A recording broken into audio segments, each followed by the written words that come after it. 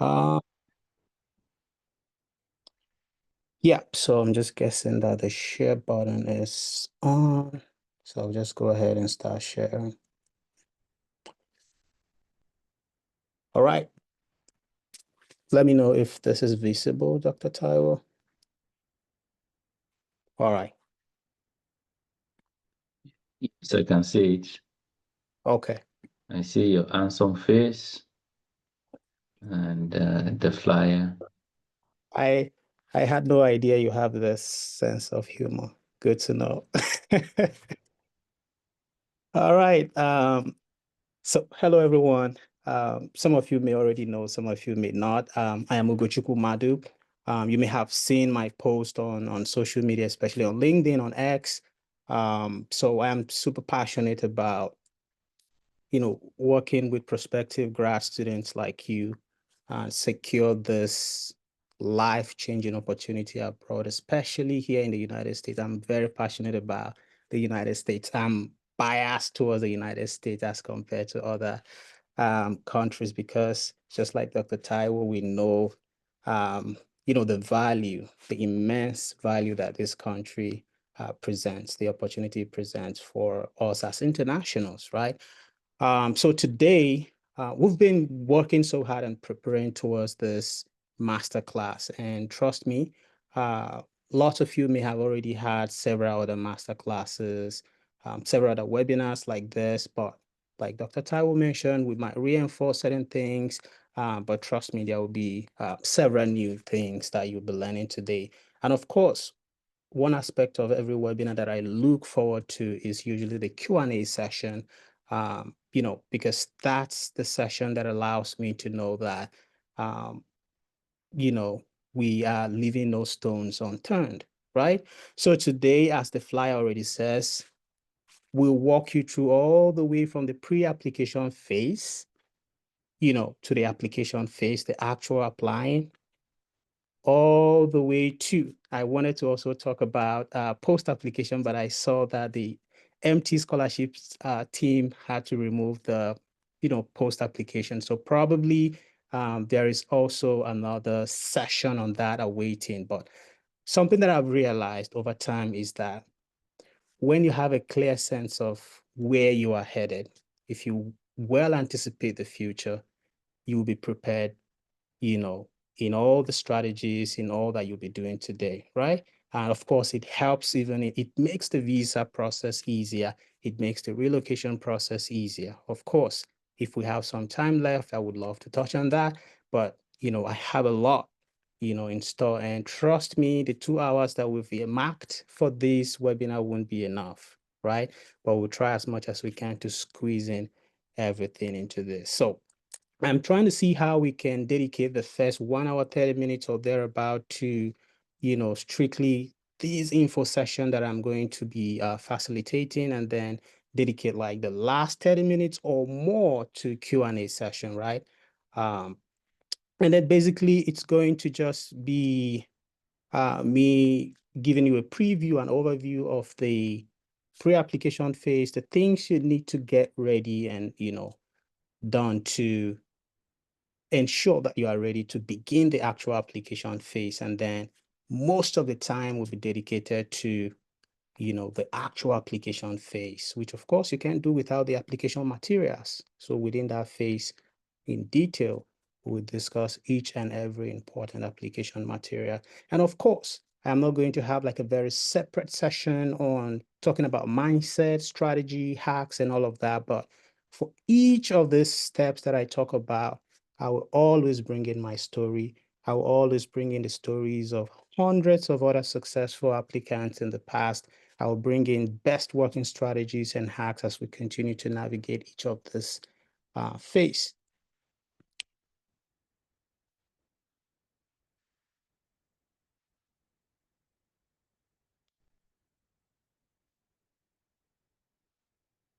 See how I'm going to keep this to make sure that I'm having a good view.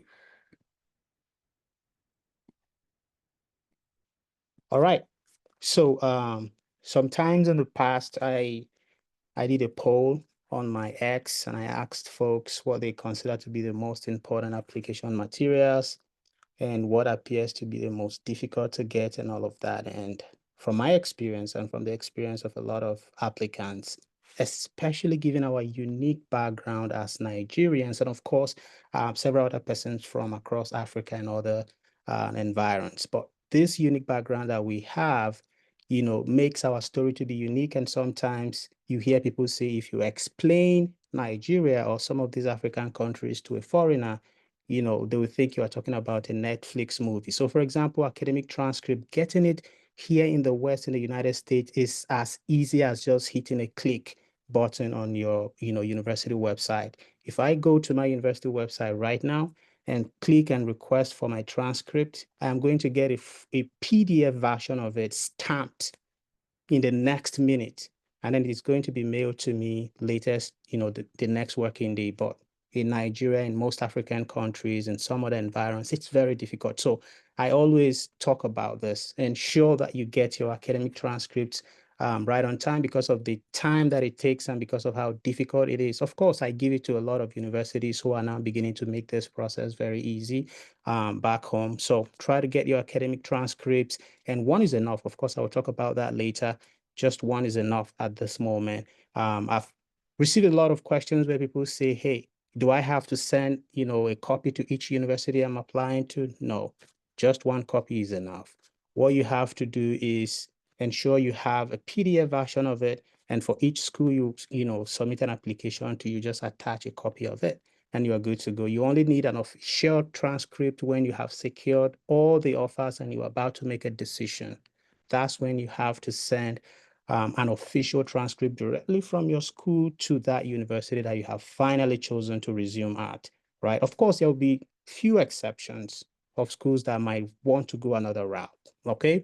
And then your academic CV. I love calling it academic CV because it is different from any other kind of CV, right? And I've reviewed so many academic CVs, and some of the common, errors that I see is you see someone bringing experiences that are not relevant, right? So for example, you are submitting an application to a program, let's say an engineering related program, and maybe in the past you have worked at, let's say you were a bartender somewhere and you are including that on your CV. You can see clearly how unrelated that experience is to the engineering program you're applying to. So get your CV and start working on your statement of purpose.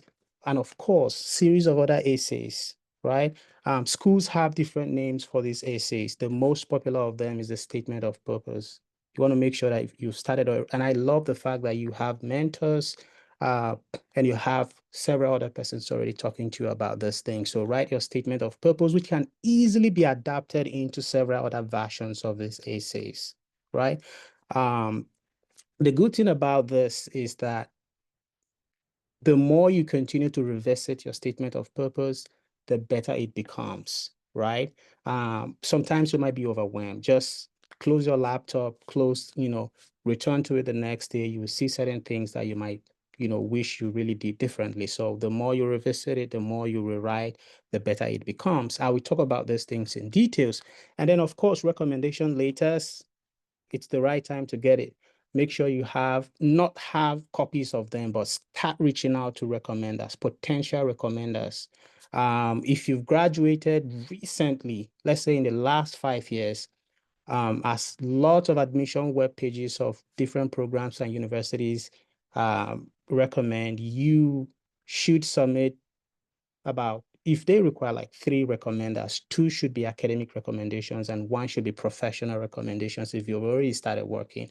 But if you are fresh out of school, having all of them come from academic recommenders, top notch. So start reaching out to them. Of course, I have a lot on this in detail. So if you have already published or not, the thing I like about the Nigerian education and other parts of Africa is that unlike here where I've seen bachelor's degree programs where you graduate without writing a final year project. They sometimes they tell you, oh, it's a professional, highly professional, and you don't get to write a project. Most of the programs back home, you have to at least write a thesis. And if you have a thesis, automatically you already have a writing sample. Most of the graduate programs here in the West, especially in the US, are highly research focused. Sometimes they recommend, if you have, they say it's optional, right?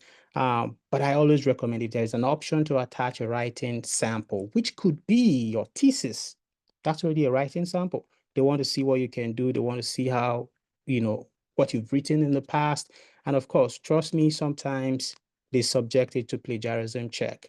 So you don't want to turn in a highly plagiarized final year project as a writing sample. But of course, if you've been publishing, find maybe one or two of your very best and submit, right? These are very optional if they are required. Research proposal, for some research programs, they require you to submit a short research proposal. So you might start thinking along those lines, but again, it depends on the school, which of course, when I start talking about the school search part of today's webinar, you are going to understand the role it plays. And then English proficiency test course, of course, some universities require it. For some universities, they require it, but it's optional, right? And for some schools, they require it, it is optional, and then they also grant waivers. But you have to be very important, figure out if the waiver is going to, affect your chances of getting funding, right? So for the people who have the resources, of course, Michael Taiwo Scholarships has provided you with a lot of resources, especially for GRE. If the resources are there, make sure that you prep for it, write these exams and ace them, right? But if the resources are not there, trust me, there are lots of universities that have the requirements waived. So the GREs can be waived. Test scores like IELTS, TOEFL, Duolingo, and the rest of them, for a lot of schools, they are optional, can be waived. Standardized test scores, GRE, GMAT, and the rest, like I said, can be waived for most programs and for most universities. Credential evaluation, if you have the resources, if you have enough support, you can go ahead and have your transcript, your academic transcript evaluated, and make sure you use a NASIS member evaluation institution, for example, WES, which is the most popular of all of them. You can get it evaluated and kept so that if there is a school you really want to submit an application to and they really need it, you can submit that. Application fees can be waived, of course. And then international passport, there was a time I made a post about this, and some persons who maybe had a different reality or do not understand how some of these things worked, thought it's unrealistic. I've heard people where, the moment they want to start, thinking about scholarships abroad, the first thing that comes to their mind is international passport. If you are considering, for example, the United States, trust me, most of the schools, the application process, you would never see where they might ask you to upload an international passport, what is just simply referred to as a passport. Well, we target international passport, and I had to write it that way so that we all can relate, right? Most of the time, you need this when you have secured your full funding and you are ready to now proceed to the immigration process, right? That's when you need it, right? But it's also good to be very proactive and have this well in advance. Result statement, what we also call degree certificate, result statement, and also degree certificate, diploma, they call it here. I don't remember submitting any of those things. Once they have your transcript, they have all that they need. Your transcript breaks down all the courses that you took, how many credits there were, the scores, your performances in each course by course evaluation is already there. So they don't even need your result statement, or what we call statement of results. They don't need your diploma or degree certificate because your academic transcript is already that. It shows them the degree that was conferred. They don't need all of that.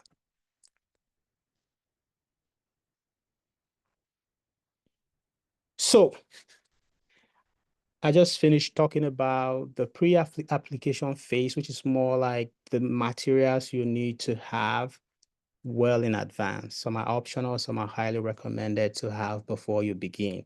And of course, sometimes you can work on all of this concurrently, trying to accomplish all of them at the same time, right? So now I would then transition to the actual application phase. And you can't successfully submit an application if you don't have the required application materials. So within this phase of the application process, I will be talking about each of the materials that you need, but I'm going to be talking about it as a process, right? So I've broken this into a 6-part guide on how to, discover, do the actual application, and then secure these fully funded programs, right? So the very first part is searching for schools. People talk about, hey, Dr. Taiwo, can you send me a list of schools I can apply to?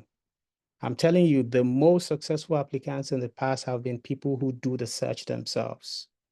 And when we get to that stage, of course, I'll break it down. So school search, that's the first part. And then as you were searching for this school, you begin to trim the list. There are lots of universities in the universe, right? So you want to make sure you are not confused, right? So I suggest that as you're searching, you are trimming the list. And of course, I have set some criteria for you to use to trim the list in a way that by the time you are done, you have the very best, high quality applications to submit. And the third part of this process, you know, as you are finding these schools, trimming the list down to, the final list that you would like to apply to, you begin to code email. So sometimes folks start code emailing even before they decide on the schools they will apply to. You code email and then you realize, oh, you can't afford $150 application fee, right? And then you realize that that cold email effort is in vain. You just wasted your time, right? So if you do it the right way, search for schools, stream, then as you have the final list that you want to apply to, then start reaching out to professors. Of course, it's optional, but for certain programs, especially core STEM programs, most of the times they require that you secure an advisor or what we call a supervisor. And this is mostly for research intensive programs. And then from code emailing, you start the actual application. And you can't do the actual application if you don't have your application materials, right? And then as you've gathered all your application materials and ensure that they are complete, you begin submitting your applications. And after submitting, you patiently wait for the outcome of these applications. So I will begin to take you through this process from school search to trimming the list to code emailing to gathering and having all your application materials, how to write them, and expect the best results, submitting and then waiting, what to do during the wait period. So the first part of the 6 parts, school search. Why is it important to search for schools instead of waiting for someone to send you a list?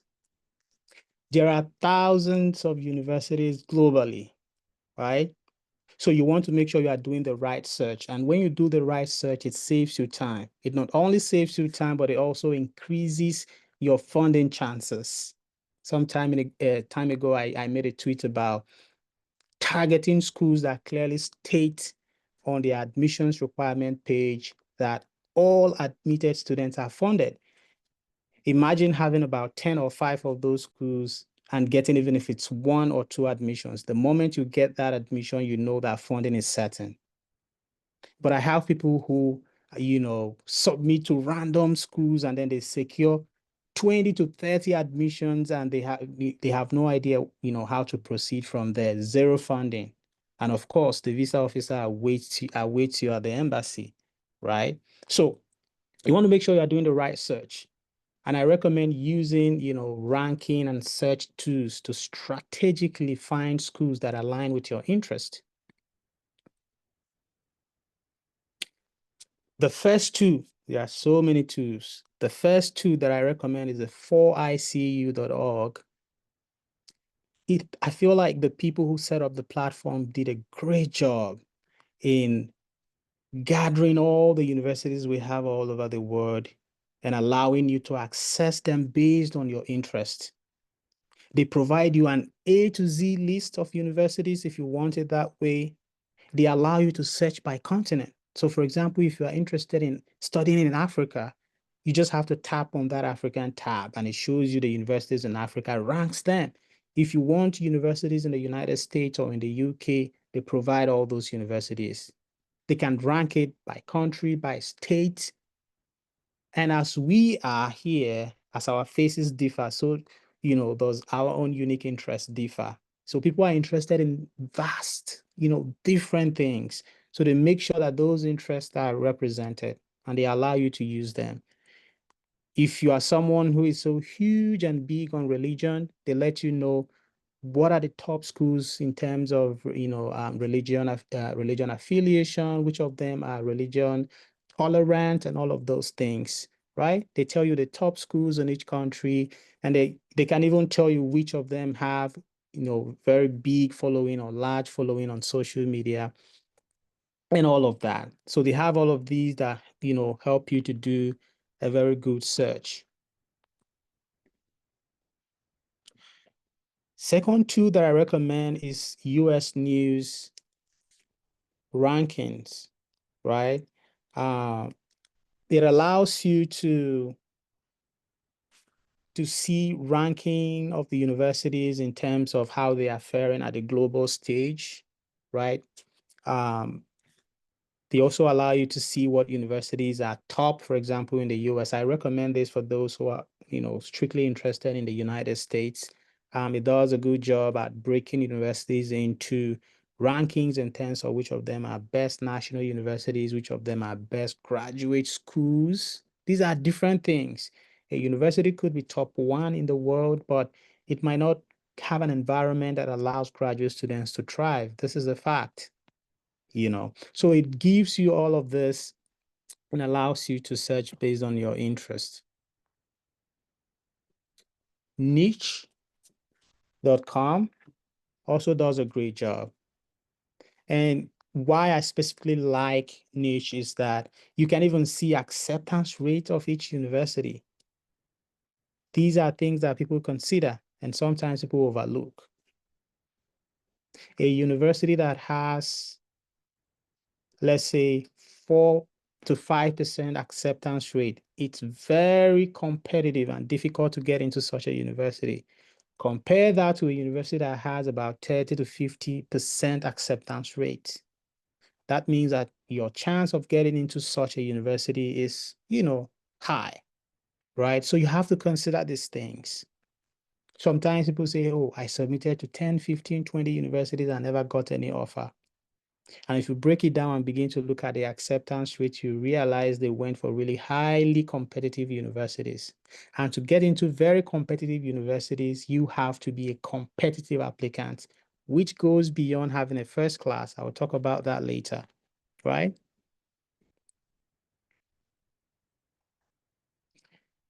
So I've talked about these tools, but in addition, I recommend using search engines too. Google, Bing being the very top, you can always utilize them.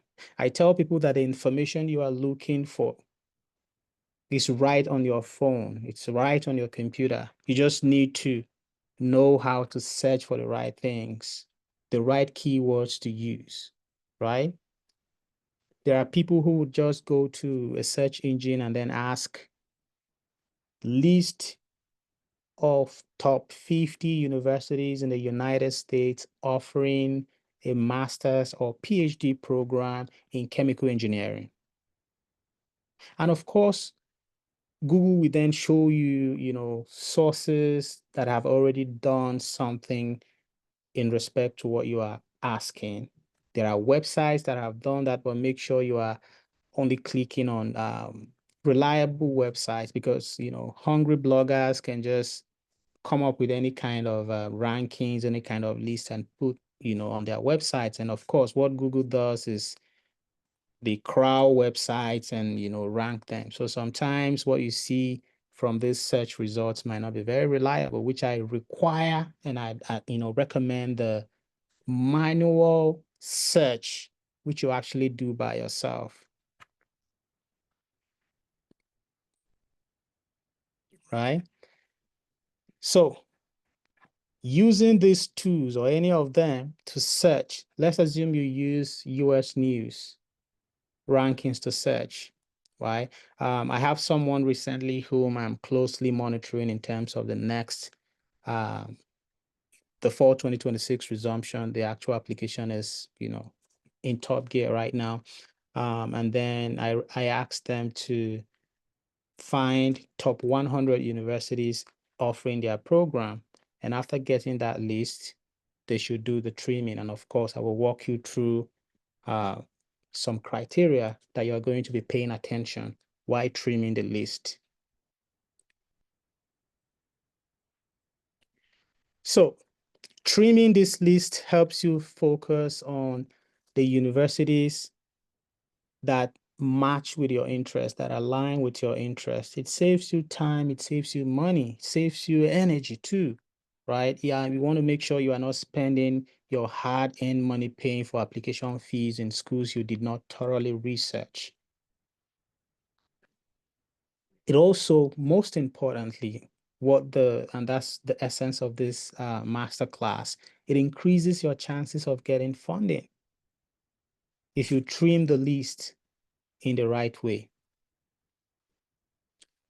So how to filter list of schools. Like I mentioned earlier, there are thousands of universities outside there.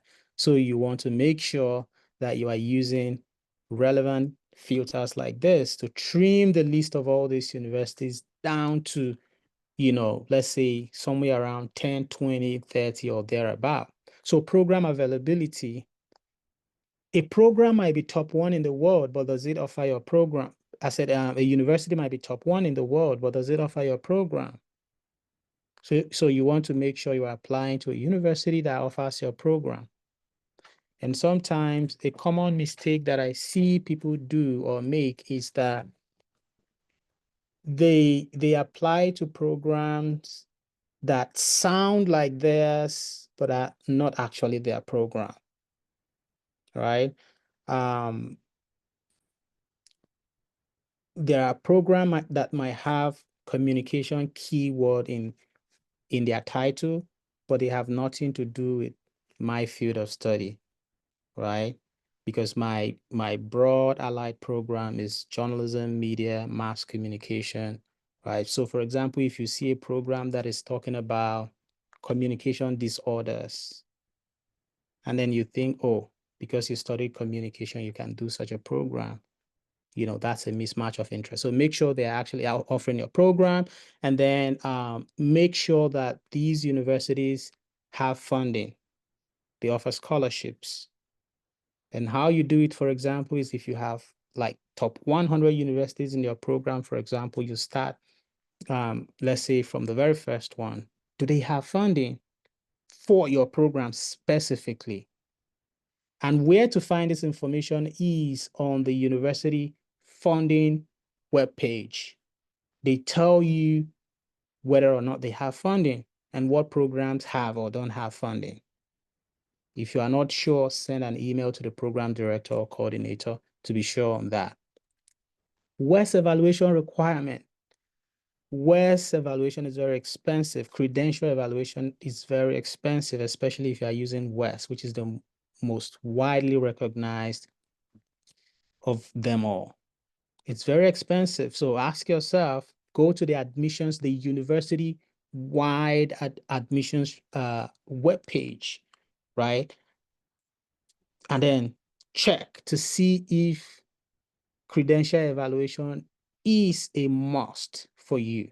If it is a must for you and you have the resources to do it, that's okay. Keep the university. If they require and insist you do credential evaluation and you don't have the resources for it, then applying to such a school is a waste of time. So you take it off your list, right? And we have to understand that there are several stages of the admissions process. The program, first of all, gives you admission. In fact, this is how it starts. The university-wide admissions office checklists your application package to ensure that you meet all the university-wide admission requirements. Then they pass it down to the program. The program offers you admission and makes recommendation to the university. We've offered this person admission. So it's left for the university to okay it. That's why sometimes the program director will reach out to you and say, hey, hello, Dr. Taiwo, congratulations, you've been offered admission. We've recommended you for admission. But in the next couple of days, you should receive an official admission letter from the university. So you want to make sure that you are meeting both the university-wide admission requirements as well as the program-specific requirements. R1 status, believe it or not, graduate program in the university in the US, for example, is highly research intensive. Of course, there are programs that are specifically, they're just professional programs that sometimes don't go the research route. You have to figure that out. But if your program is research intensive, you want to check the research status of that university, right? You can just go to Google and search list of R1 institutions in the United States. And you will see this, the source that I recommend is Carnegie Mellon. That's where, the board started all of this, the R1 rating universities based on how research intensive they are. That's where it all started. So they have a dedicated website where they update this list from time to time, right? So if your program is going to be research intensive, if your purpose of going into grad school is research related, I highly recommend you go to an R1 institution. Even if you go to an R2 university, that's okay. But if you go to an R1 institution, you are going to have more than enough support to be and emerge as a great scholar, right? In terms of funding, in terms of all the resources you need to be a great researcher. So check that. Then test score requirement. Again, this is communicated on the university webpage, the university admissions requirement webpage. They will tell you if GRE, GMAT, all of these test scores are required. Are they optional? What impact does a GRE waiver have on your funding? So for example, they might tell you at the University of Iowa, GRE is not required. However, certain programs such as XYZ require it for funding. So if your program requires GRE, for example, for funding, but tell you that it's optional, the likely outcome is you might get admitted, but you might not get funding.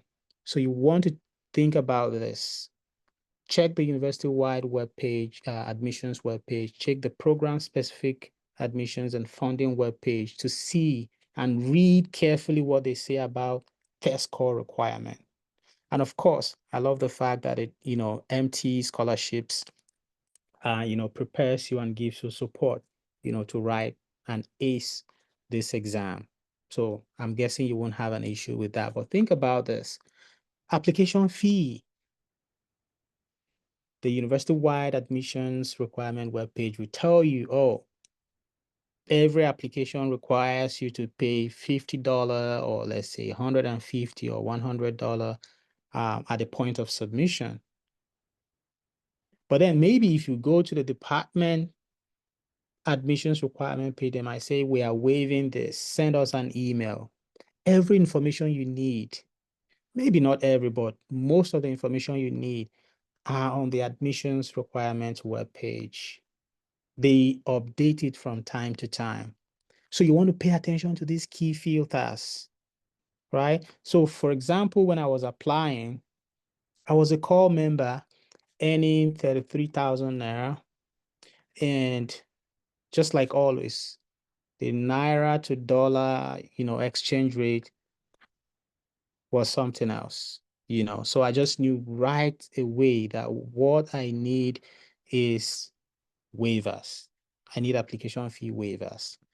So it was I think that was the most important filter on my trimming process. I didn't play with that. If there is no application fee waiver off my list, you know, but I don't come to that conclusion that way. What I do is I send an email to the program director, right? Attaching my CV and then letting them know of my interest in applying to their program, but also mentioning that I've been met with this challenge. I'm unable to, afford the application fee, right? Because the, dollar naira thing, I can't afford it. And I'm, reaching out, wondering if they can waive my application fees, right? That was how I got most of my application fee waivers. Right. So that was top on my list. I don't know about you. You might have a lot of money to pay for application fees. So if you have a lot of money to pay for that, that shouldn't, you shouldn't worry about that. Okay. So you also want to think about your research fit with the faculty. Again, if your program of interest is research intensive, the university being the top one university in the world is not the deciding factor, right? You want to make sure that that program, and the thing I love about these universities, especially in the West, is that they have a list of their faculty on their website. They list all the faculty, all the professors. They list them with a description of their research interests. Sometimes they even include links to their Google Scholar webpage, link to their ResearchGate page, the kind of research that they do. So you want to make sure that is why it's called a statement of purpose, what you intend to do in grad school. So you want to make sure that that university, that program has a professor or two or more who are doing your kind of research. Otherwise, if on the basis of being an exceptional, highly accomplished student, you get into the program and university and there is nobody doing your kind of research, you will struggle. That's just the reality. You will struggle. So you want to make sure there is at least one faculty who is doing your kind of research. And then internal grants, this might not be too important, but it was very important for me. I made sure I went to the internal funding webpage of the university and also my department to see the resources available that they use to support their students, especially their grad students. And I saw that my department has lots of them, the university has lots of them. So I was like, okay. And again, I saw someone ask, a question that, of course, when I get to the Q&A session, I'll be addressing that, but I want to talk about that briefly. It was one of the deciding factors for me after getting all of these fully funded offers, right? And in about 2 years or thereabout, I already had several research grants, that sort of, improved my CV greatly. And of course, helps me to, prepare myself for the job market, right? So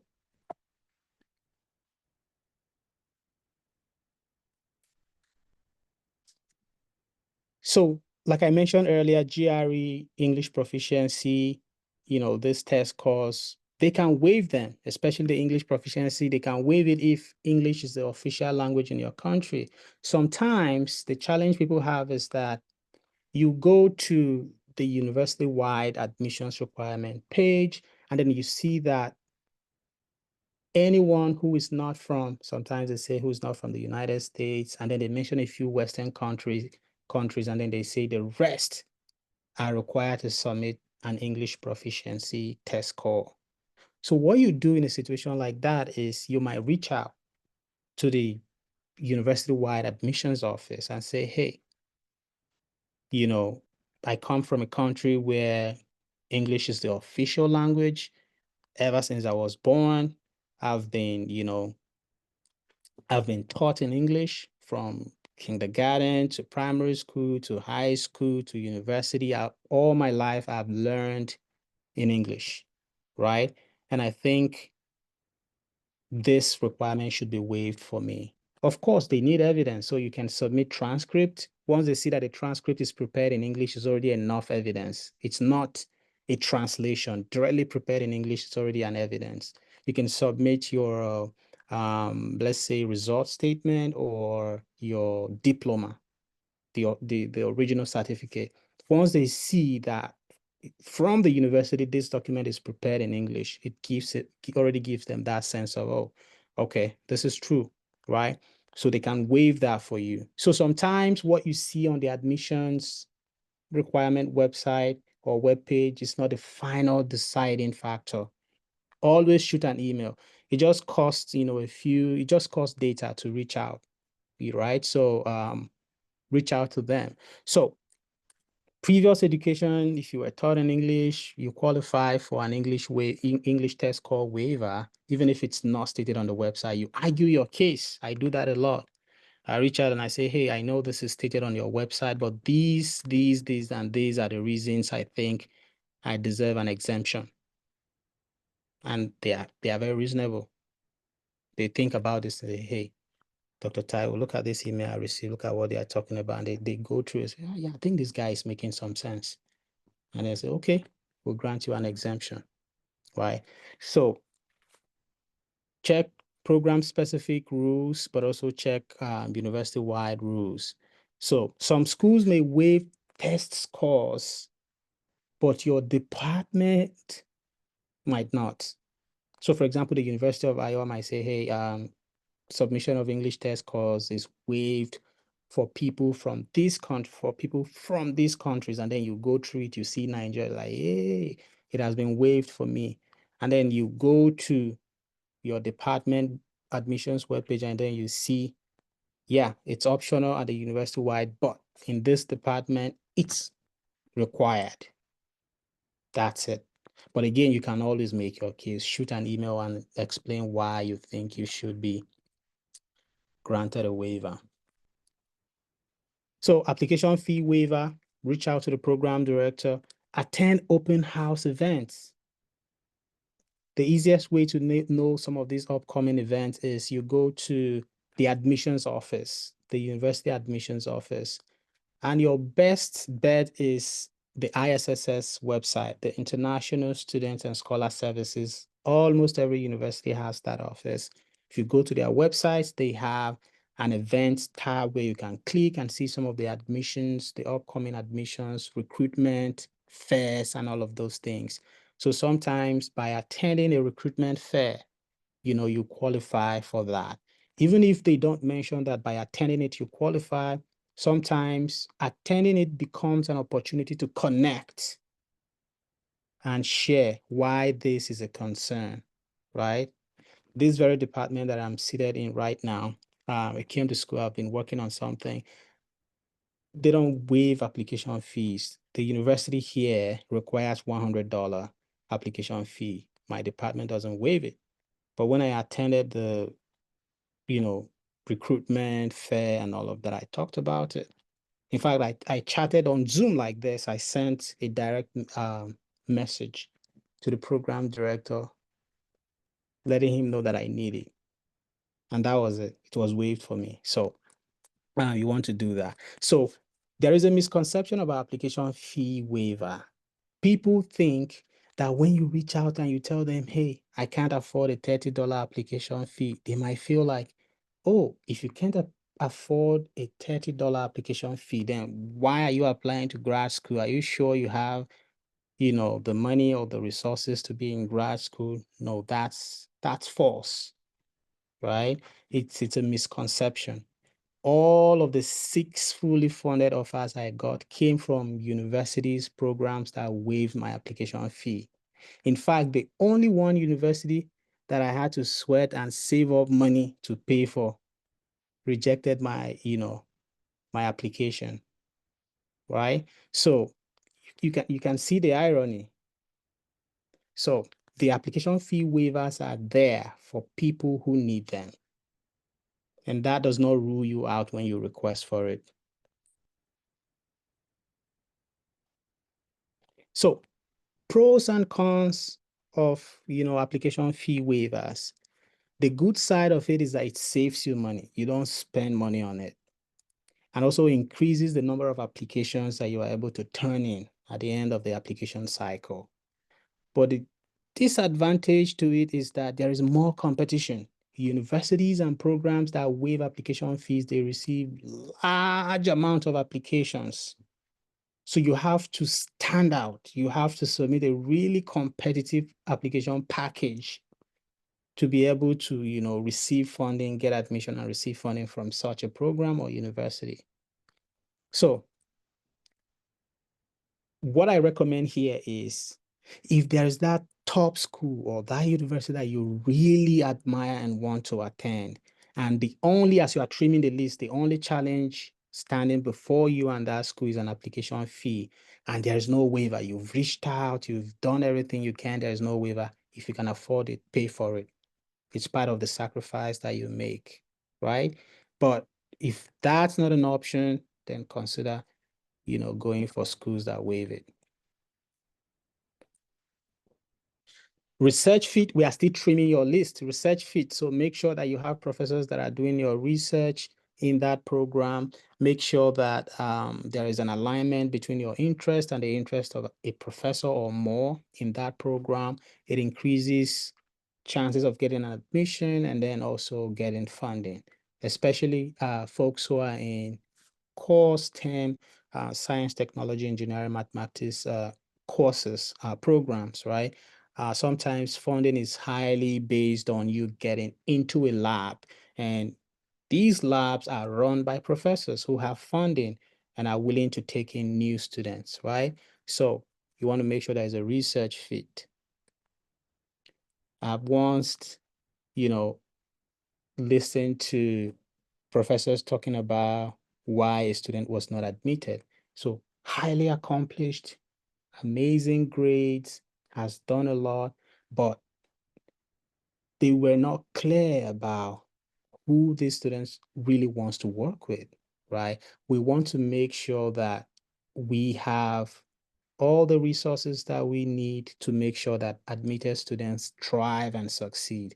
So if this student doesn't know the professor they would likely work with and did not state that on their statement of purpose, we can't admit, sorry, but we have to let the student go, right? So you want to make sure that fit is there and communicated on your SOP, which we'll talk about lately. Internal grants and fellowships, I already talked about that.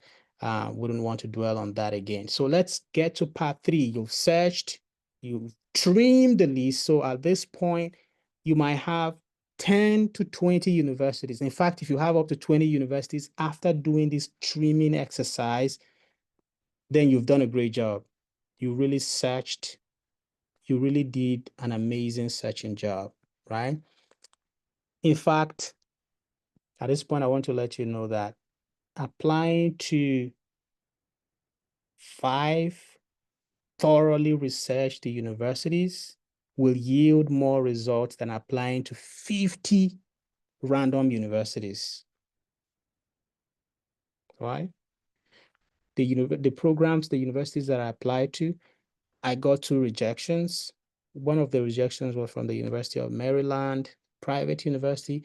Another university was the university, what was it again? I think Northwestern University. Yeah, these were the 2 private universities that I, rejected and these were direct PhD offers. I was being very ambitious. They had master's programs, but I wanted to get into the PhD program. So these 2 universities rejected my offers. And then I had 6 fully funded. So you can tell that I did not apply. I didn't go about applying to random schools. Anywhere I see, hey, there is a school waiving, and then I go apply. No, I was very strategic, applied to few schools, thoroughly curated and well researched. And you can see the number of offers that I got. So now you've searched, you've trimmed, you know the schools you want to apply to. It's time to start reaching out to professors. This is optional. Again, the university and program admissions requirement webpage should be your friend. That's where that should be the first place you go to, right? And they will mention this there. So they might say, to be admitted into this university or program, you will have to secure an advisor who is willing to work with you. So getting someone accept to be your supervisor or advisor or to have you in their lab might be like a prerequisite for applying. Then you know that's all you've got. You have to reach out. But if they mention that you don't have to email the professor, you don't have to secure a professor or a supervisor or an advisor before being considered for admission, then you know it's optional, right? So for me, all the programs that I applied to did not require it, but I reached out anyway. And trust me, by the time it was time for admissions, like admission offers to start rolling out, I had already established a rapport with, one or two faculties in these universities in a way that when I send an email, it doesn't exceed 24 hours, I get a reply. In fact, at the point of me making a decision of where I wanted to go to, it was like some of them, it felt like they were losing a student they already had for some years. That's the power of cold emailing, right? At the University of Pittsburgh, like the professor really felt bad. He literally fought for me. I was on the wait list at the University of Pittsburgh, right? But he told me, yeah, you know, all hope is not there. Just, hang in there, and he kept giving me updates. This is a relationship I established just by reaching out. And it's only the right code email that we do this for you, right? So by the time I told him that, I'm sorry, I'll have to go to the University of Iowa, he felt so bad. And we've been in touch up till now. In fact, right now we're working on a research paper together, right? And then at Georgetown University, in fact, the professor had to tell me that two of the professors here that I've decided to come to have very close friends that they went to grad school together and that she's excited. I'm going to be in safe hands, right? So that's the power of cold emailing. So why cold emailing is very important. It builds connection. I just talked about it here. It shows initiative. The professor gets to know what you've done, what you're currently doing, what you intend to do. And trust me,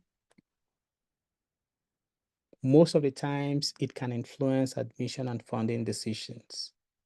With the right code email, if you succeed in establishing a connection and they get to see the kind of work that you do, certain things that you cannot include on your admissions package. When you establish that emailing rapport, you get to share more of your work and they get to know you beyond, they know you more than anyone will even know you on that admissions committee. And sometimes they become your mouthpiece on the admissions committee when it's time to make a decision, right?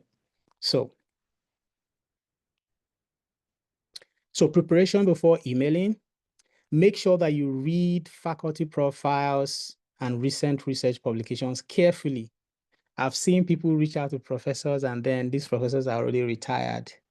It shows they didn't do a good background check on the professors, right? You want to make sure that they've actively published in the last 5 years.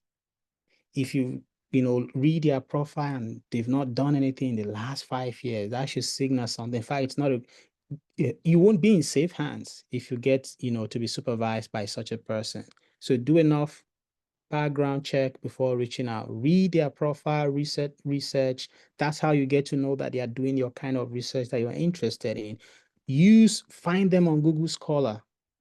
It allows you to check recent publications, most cited publications. You can just find one, read, and share with them that you read this work about them and something you really found fascinating about this project. You highlight maybe one or two findings from the research, and then you tell them how that is so closely aligned with the kind of research that you want to do, right?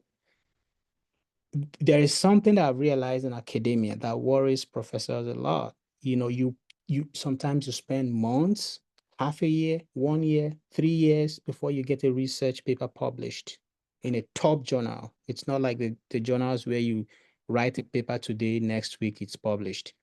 They spend all this time working on their research, and sometimes some of these papers don't get read.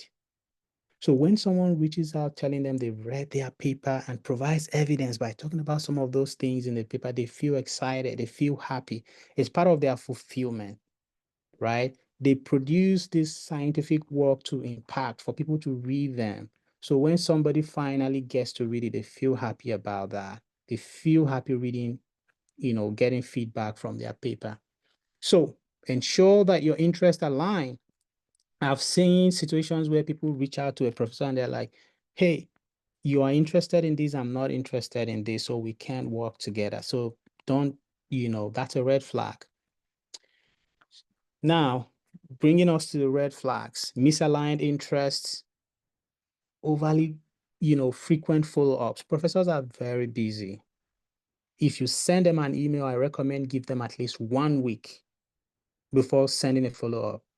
The reason is that professors are very well organized. They might receive your email even while they are in a meeting. They might not be able to read and respond, but they might move it to a folder, and they alone know what they want to do with that. They might be like, okay, in 1 week time, in 2 weeks time, I will read this and respond. They already have it and they are willing to read and respond. Then you shoot them a follow-up email in 24 hours and 48 hours. So, okay, so since you can be patient, it's already a sign. They don't want that. If they have you as an advisee, that's already a red flag. That's how you be, behaving. So they already see that behavior and they're like, no, they can't take this. So give them at least 1 week before you follow up, right? And follow up prompts them to, oh, I received this email. Sorry, I missed it. And then they go back to it. Do not contact more than one faculty, more than one professor at once in the same department. It's a red flag. They meet almost every day. They talk, they gist, they catch up, right? So someone will be like, hey, Michael Taiwo, I have this student who reached out to me and he's interested in, oh, he reached out to me too. I'll be like, oh, so this guy is trying to play a fast one and that's it. So reach out to one professor at a time. After 1 week, follow up if they haven't responded. If you realize this is just someone who will never respond after like giving them a 1 week follow up and waiting for another 1 week without hearing back from them, then you can proceed to reach out to the next faculty in the same department who has aligned interest with you, right? And you can see the time factor playing here. If you don't start early, you might not be able to give yourself 2 weeks or 1 week grace to follow up. You'll be like, oh, I'm running out of time. This application is due by December 1 and this is already November 30th, So because you didn't start on time, so you can't play the time game. So you have to, and this is the right time. So wrong program. Sometimes I see people, they share feedback with me and I'm like, yeah, it's all your fault. If you had done thorough background check, you wouldn't make that mistake. A program has only a master's, a department has only a master's program, and then you reach out to them telling them you're a prospective PhD student. It already shows you won't be a good researcher. You didn't do basic background check, so don't do that. And then don't reach out to a professor, say, hey, dear sir, dear ma. I know it's a common way of referring to people outside of academia, especially even some places, but it's in an academic setting. You reach out to someone, address them by their title, and I will talk about titles briefly and the impact they have on your cold email responses and even your recommendation letters. So let's talk about some practical cold emailing tips. Use professional email address. Not really, by that, I don't mean an institutional email. Even if it's Gmail or any kind of email, make sure it has your full name, right? Make sure it has, email registrations allow you to put your full name before you then have the actual email alias, right? So make sure you have your full name displayed when you send an email to someone. You don't want to use sexydiva@gmail.com to reach out to a professor, right? And then subject, make sure the subject of the email is very clear, short, and it communicates the purpose of your email. I am only a grad student, and the amount of emails that I receive, I can't even imagine the amount of emails professors receive.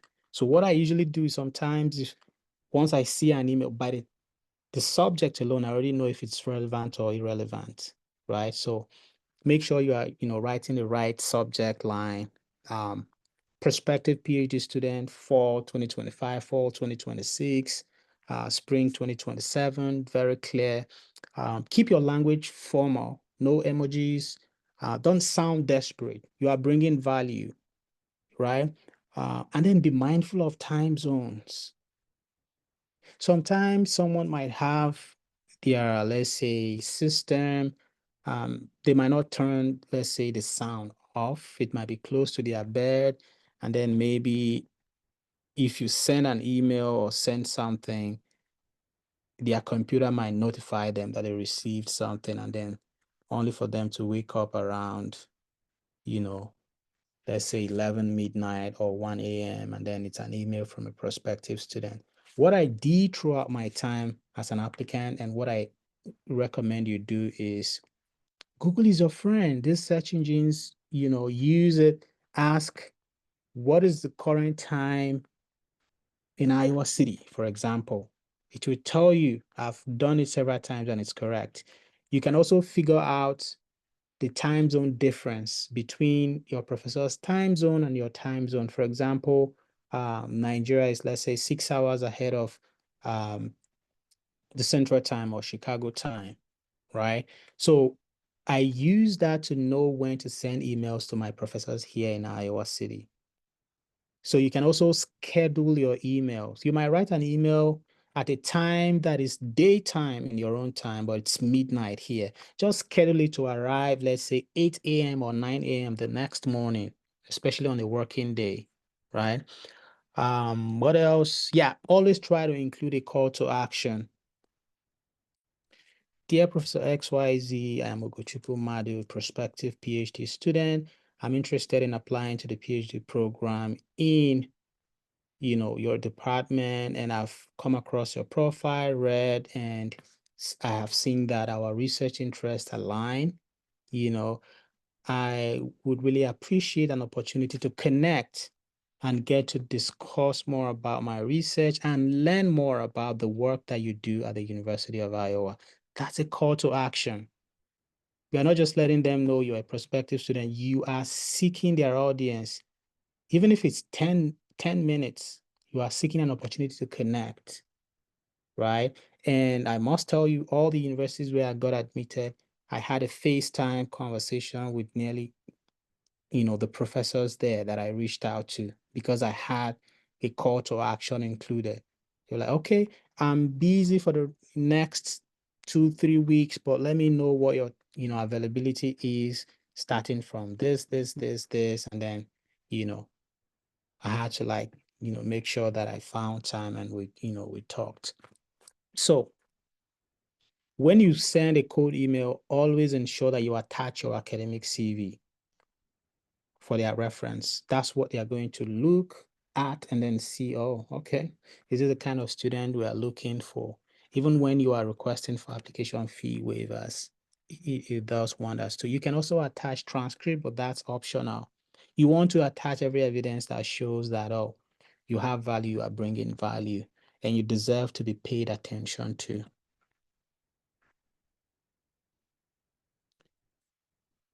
So still on tips, avoid religious closings. There are people who are overly religious. It's good, right? I'm a Christian, right? But you have to understand that not everyone is a Christian, or not everyone aligns with your religion. So do not bring in religion into, your code emails. So I might send an email, say, hey, I'm reaching out to know if you are taking a graduate student in, next fall, and I would really love to work in your research lab. God bless you. Don't do that unless you've established relationship with them and their religiosity, or their, you are clear, you know, you know, that this person, this is their religion, they are open about it, they are willing to talk about it. That's when you can do that. Otherwise, keep it away from your code emails. Proofread. If you don't trust your grammar, you can use a free version of Grammarly. Professors use Grammarly too, right? To make sure, it catches some of the minor errors and all of those things. So if you are reaching out to a professor in the United States, make sure that you write in US English. It's not like anyone will flog you for not doing it, but if you are reaching out to a professor in UK, for example, writing, their English, you already know some of those differences, minor differences between their English and ours, right? Keep your email length balanced. Let it not be too short, but let it not be too long, right? By not too short and not too long, I mean not too short to not catch their attention and convince them to respond, but also not too long to bore them and discourage them from reading. But you want to make sure you have a balanced length that if you succeed in getting their attention, you make sure they have all the information they need, right? Who are you? Where did you study? What is your interest? Why are you contacting me? The professor wants to know, why are you reaching out to me? I want to know. What can I do for you? Tell them about you. Tell them you're applying to their program and you realize that your interests align and you are reaching out to learn more about their work, but also to talk about what you do to and intend to do when you get admitted. And you will appreciate a FaceTime with them over Zoom or whatever platform that they prefer.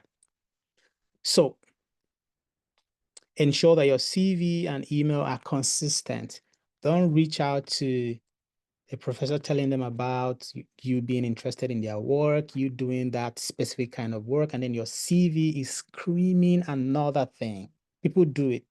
There are people who have different versions of their CVs for certain things. Some have job CV, some have a CV for the purpose of applying to grad school. Some even within grad school applications, they have I've come across some persons who are interested in biostatistics, they're interested in epidemiology, they're interested in different kinds. So what they do is they tailor their research to these different interests. So don't reach out to a professor telling them you are interested in something related to biostatistics, and then you maybe mistakenly include a CV that you had tailored to epidemiology, right? So you want to double check before reaching out.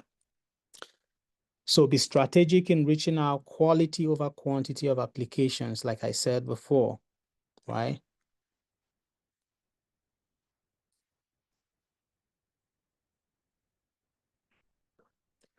So let's talk about titles. I'm still talking about cold emailing.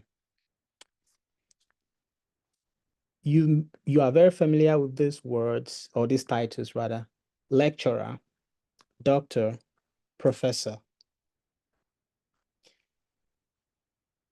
It is important to know that in the United States, the term professor means two things. Professor means a teacher. It could be someone who teaches in high school or teaches in a tertiary institution, right? Uh, by that's why most times my students reach out to me because I'm a teaching assistant. I've been an instructor of record too. They reach out to me and say, "Hi, Professor Ugo." They are not calling me professor because I have a doctorate degree, right? They are calling me a professor because I am their teacher. The same professor also means the highest academic rank. You move from assistant professor to associate professor and become a full-fledged professor. Two things. Doctor, on the other hand, is anyone who has earned a PhD degree. I'm defining this in the academic setting. Anyone with a PhD degree is a doctor, irrespective of what they are finally doing with their PhD. They could be in the industry, they could end up being they could end up becoming a business person, but the title is still with them. They are doctor. So for example, we have Dr. Taiwo, right? I might not have enough information about Dr. Taiwo's background, but I don't think Dr. Taiwo is a professor somewhere, but he is Dr. Taiwo, but not a professor, right? Now, lecturer, we are very familiar with this, especially in Nigeria and in the African setting. Once anyone, so the way we refer to lecturer is the way my students refer to me as a professor, even though I don't have a PhD, right? And I'm not an assistant, associate, or full professor. So anyone who is our teacher, especially in higher institution back home, oh, he's my lecturer, she's my lecturer, they are my lecturer, right? But here in the West, especially in the United States, a lecturer is mostly an industry-based teacher, not necessarily someone who holds a PhD. I will use my program, for example. We have an undergraduate program, an undergraduate journalism program that is meant to train the next generation of journalists. So we can hire a journalist, someone that has been a journalist for a long time, a seasoned journalist, to become a lecturer, an instructor. We could say just an instructor, right? That person is a lecturer. They don't necessarily have to have a doctorate degree to become a lecturer, right? So they might not have a PhD, they are not a full-fledged professor, they are not an assistant associate or a full-fledged professor, but they're, a lecturer. So a lecturer is not an assistant associate or full-fledged professor. Someone can be a doctor and not be a lecturer. Someone can be a doctor and not be a professor. So there are times where, because we are used to, the lecturer thing, you can reach out to a full-fledged professor, assistant, associate professor, and then you are referring to them as a lecturer. Or you reach out to, someone who is an assistant associate professor and you refer to them as a doctor, which is my most preferred. I prefer referring to most of my professors as doctors. You are welcome to do that, right? So when you reach out, address them, especially the full-fledged faculty members who are actively teaching in the graduate program. And this is someone you've identified that is in the program and is doing your kind of research. When you reach out to them as Professor Taiwo or Dr. Taiwo. If you don't have a doctorate degree, you cannot, to the best of my knowledge, become an assistant associate or full-fledged professor. There are rare exceptions, especially those who rise from the ranks from being industry-based experts. They just need to do capstone projects in the industry to climb up. But most of the times, right? So make sure you are reaching out to the person as a professor or as a doctor. Use the titles correctly when you reach out to them. Of course, when you read their profile, you are going to see if they've had a PhD, if they are teaching, you could reach out to them, refer to them as doctor, or refer to them as a professor, right?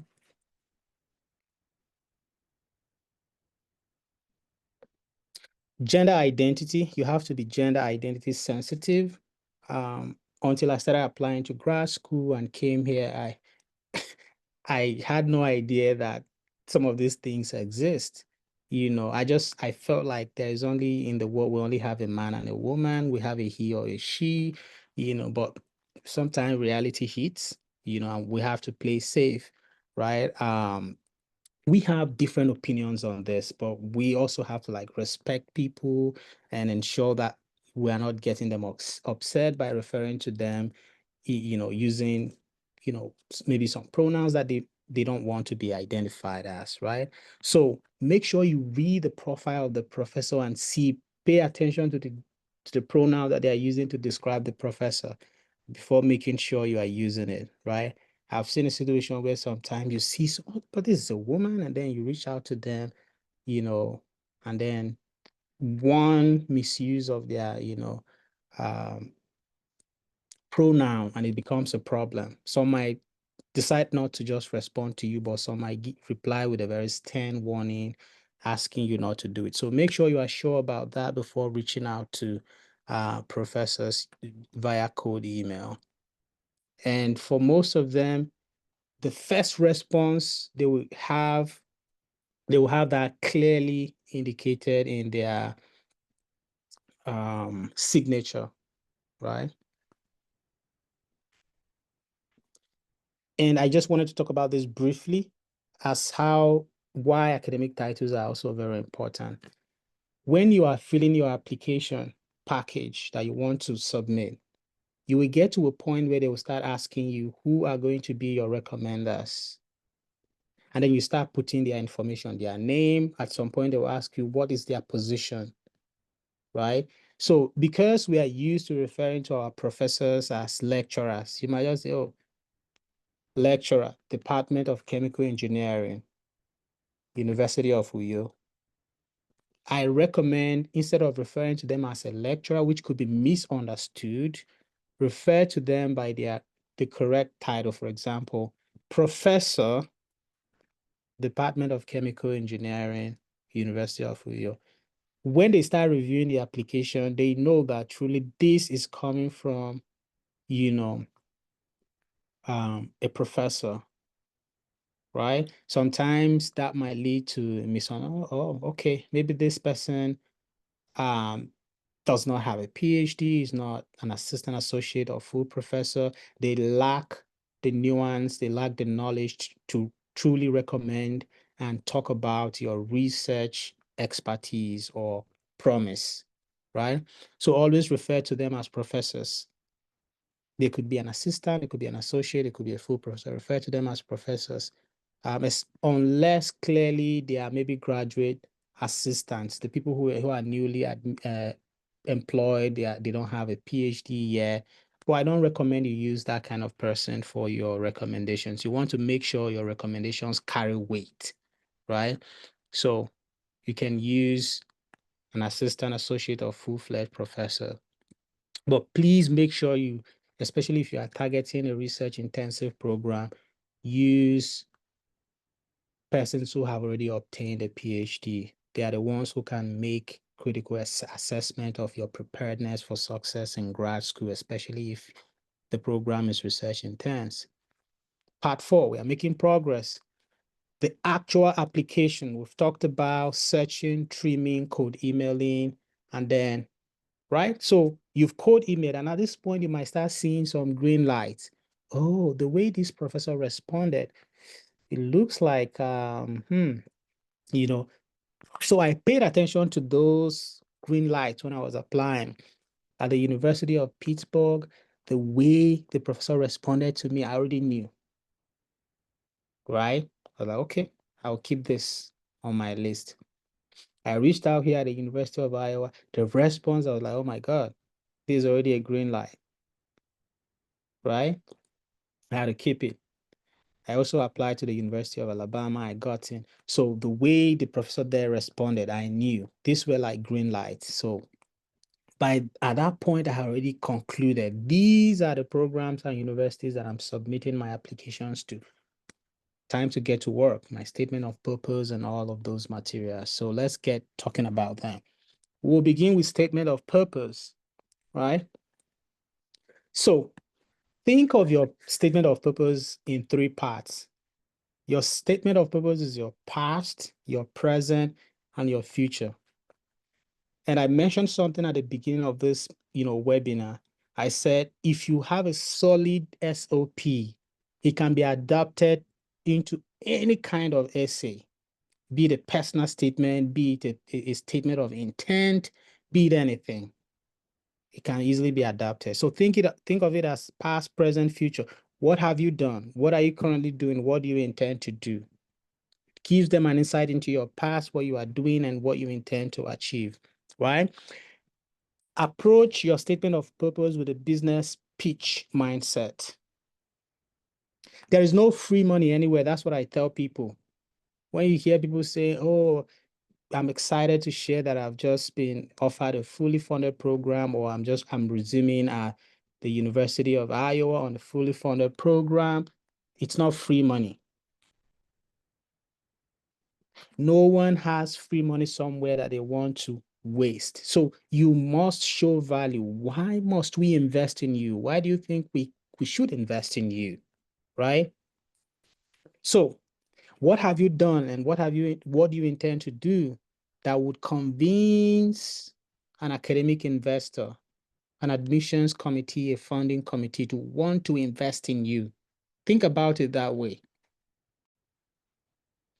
So I'm going to walk you through what I call the 6-paragraph SOP framework. That is statement of purpose in 6 paragraphs. Someone is writing on my screen. All right, so paragraph 1, this is a game changer. I tell people all the time that ever since I was born, I have already known that I would be a medical doctor. It's already a cliche, right? You didn't know anything when you were born, or ever since I was a baby. No. We've arrived at the point in the world today where we are looking for problem solvers. You're not just going to grad school to spend 2 to 5 years of your life doing nothing. The grad school program is designed to train you to graduate to become a problem solver in your field. So that is why I recommend the problem approach.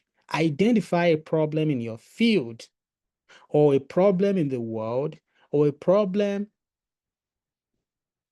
that is prevalent where you come from that you want to solve based on the skills you are going to acquire from that graduate training. So instead of the growing up story, I have always known that I will be this or that, identify a problem that you want to solve. I will give you an example of what I did. This was my paragraph 1. I talked about how health misinformation is prevalent in Nigeria. And I gave a very good example, very recent example at the time. I talked about how I woke up one night and there were text messages everywhere, phone calls, posts on social media asking people to bathe with and drink saline water. That is water that has high concentration of salt, as a perceived solution to the Ebola virus. That's misinformation. And then I went ahead to mention that the outcome of that health misinformation is that several persons died from the intake of that saline water, especially persons suffering from hypertension, people who are hypertensive.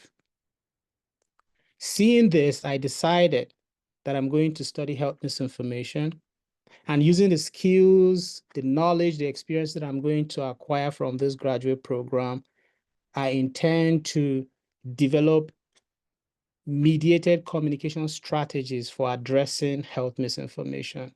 So I identified health misinformation as a problem, not only in my country, it's also a global problem. I gave a very short example, the Ebola example. And because this is a PDF, this is a document that can, accommodate hyperlinks, what I did was every claim, I had a hyperlink you can click and verify. So where I said that some persons died as a result of high intake of salt water, I hyperlinked news from, I think, Vanguard or some of these national dailies in Nigeria reporting on that. That was my intro paragraph. Paragraph 2, you have identified a problem you want to solve. What makes you qualified for that? What makes you qualified to want to seek a master's or PhD program to get that training? The master's and PhD program is not just for anyone. So you want to show us that you have, the academic qualifications, you've met the academic requirements that have prepared you for the graduate program. So first of all, start with academic qualification and list any other relevant experiences and strengths that you think make you highly qualified for getting admission to pursue this interest. So what I did after my first paragraph is that I said,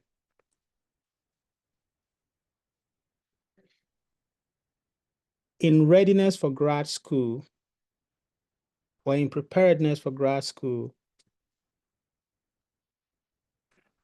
I have acquired a bachelor's degree and a national diploma, which I call an associate bachelor's degree, in mass communication. I mentioned the name of the university.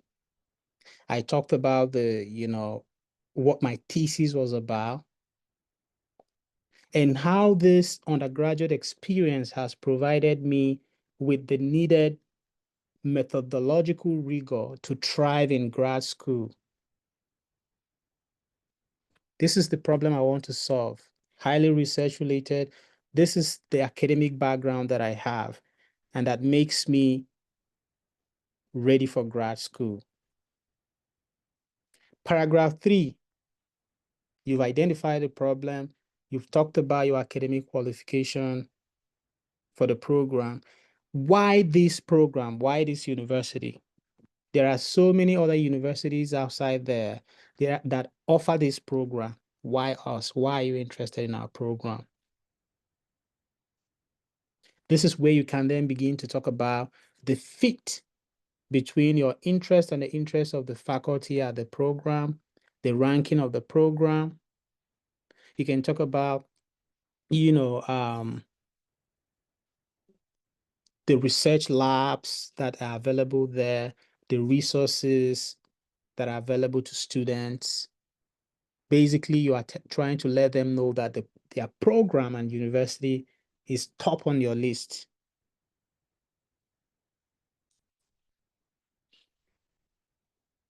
Paragraph 4, you've identified a problem, why you are qualified for this program, why you've chosen this program. Now it's time to talk about how this program aligns with your future career or professional goals. This is the problem I want to solve.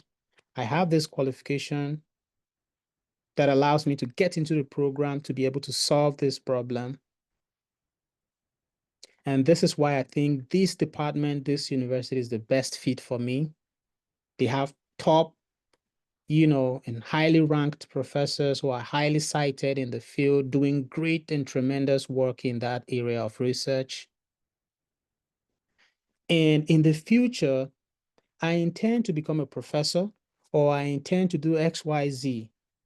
For me, I talked about intending to, become a professor of health communication in the future, owning my own research lab that will be dedicated to addressing health misinformation related problems.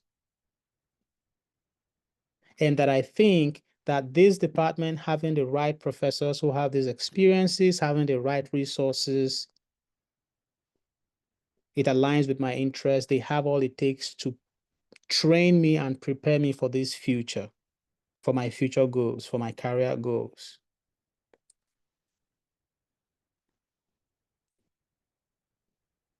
And then paragraph 5, I went heavy on myself. That's where I use that paragraph to reel out all the exceptional things that I've done, things that make me an exceptional candidate. I talked about graduating as departmental best graduating student. I talked about some initiatives that I had established. I talked about my leadership, my critical leadership roles that I've taken up in the past, what I accomplished with that leadership role, right? Everything that I've done. And then I summarize and close it by saying that these make me the perfect fit for this program and the right candidate for admission.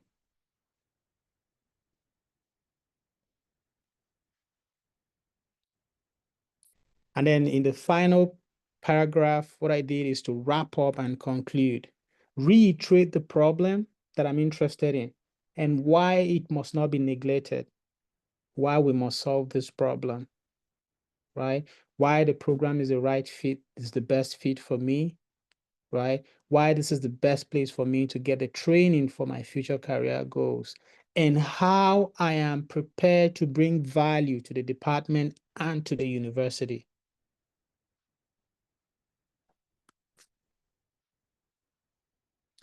So let's talk about some red flags.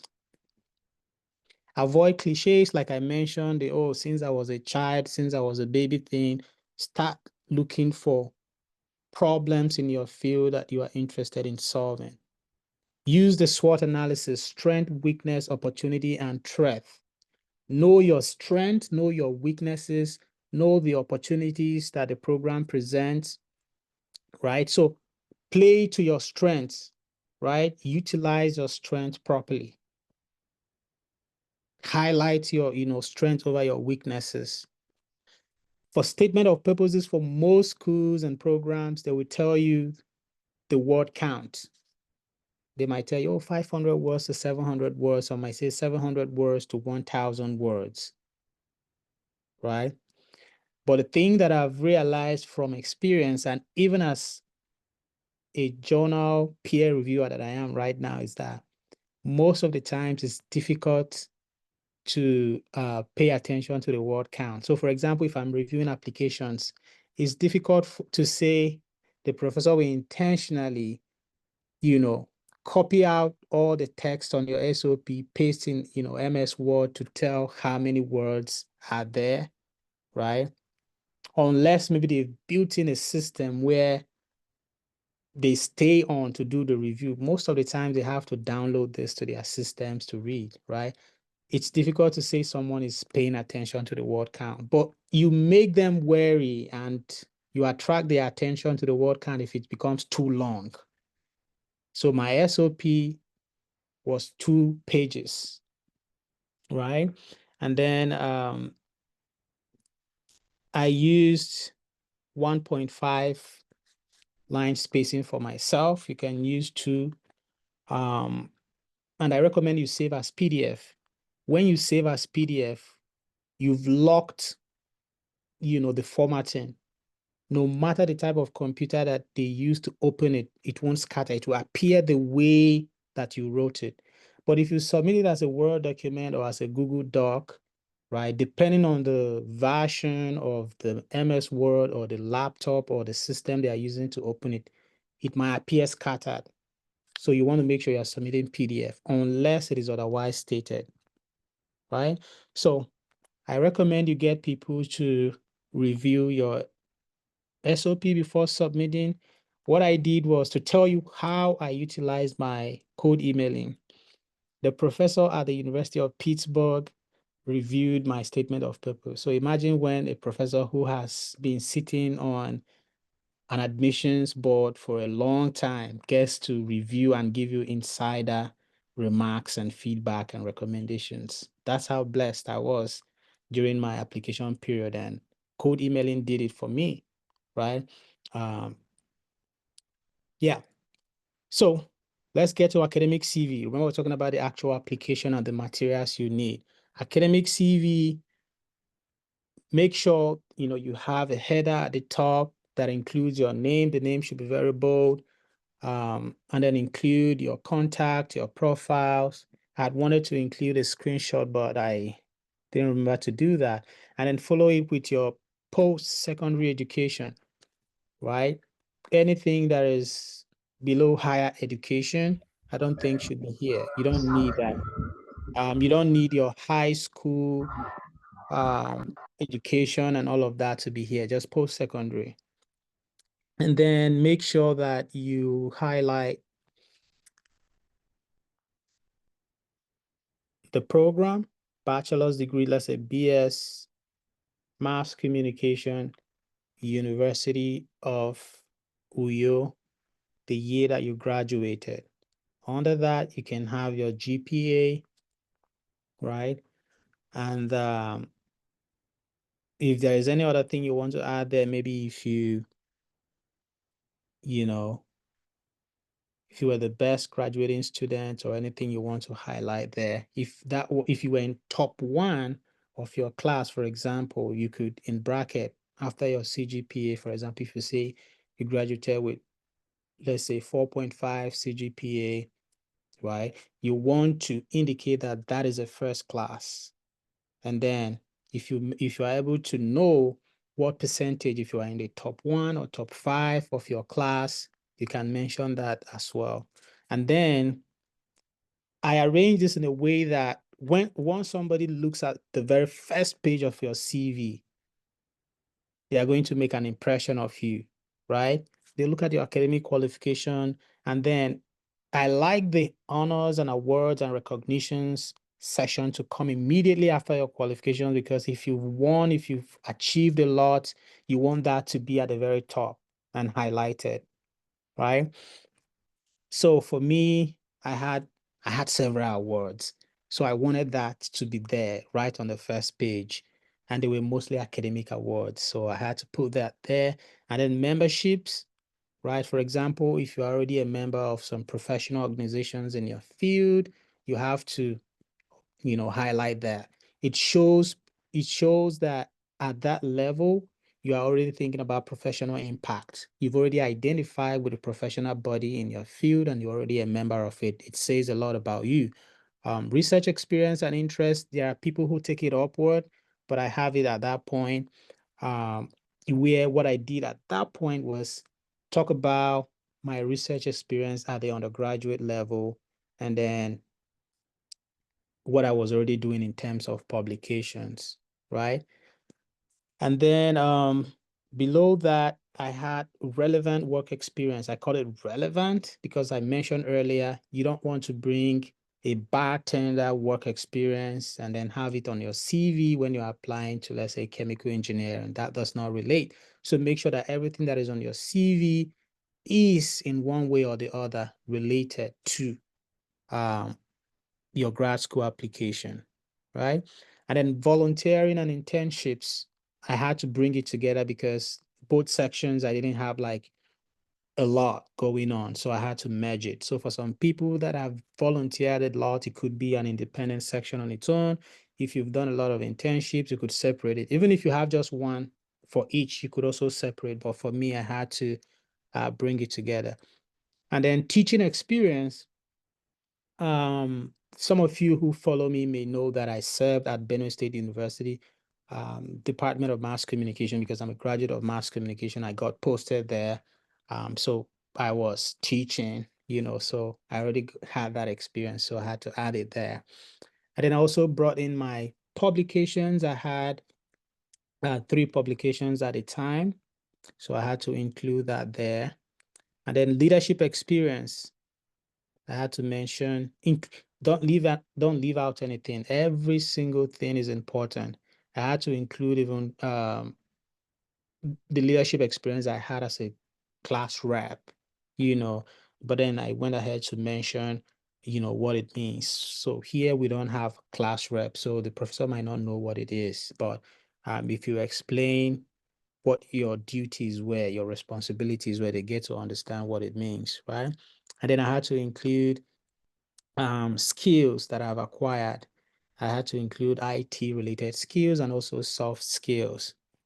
And then language proficiency, because I never wanted to uh, take the TOEFL or IELTS. I didn't want to take the English proficiency exam. So I had to make sure I include language proficiency, not because I took any of those exams, but to mention that I have been taught in English from, you know, whatever the least level of education in Nigeria all the way to university. So I had to mention that there. And then hobbies and interests. You might be wondering, what is it doing here? Grad school is a very busy and tough experience, especially in the United States. They want to see and see what are some of those things outside of academia that you have going on, that can help you. You have to, you get to a point where that's why we hear a lot of stories about people getting depressed in grad school. So they want to make sure you have hobbies, you have some non-academic interests that keep you, uh, you know, going at some point. So you can include things like if you have certain sports that you play, you can include that there.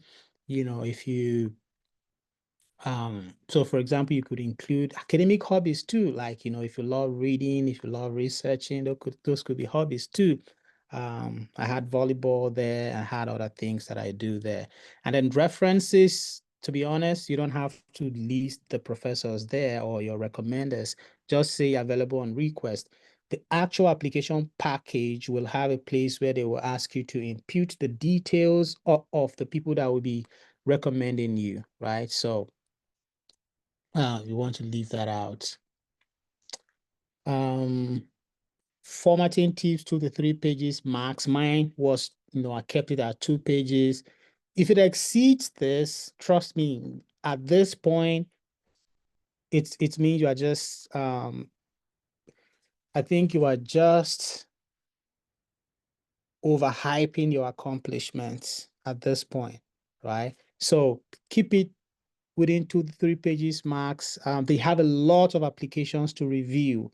So you want to make sure you are also making their work easy, right?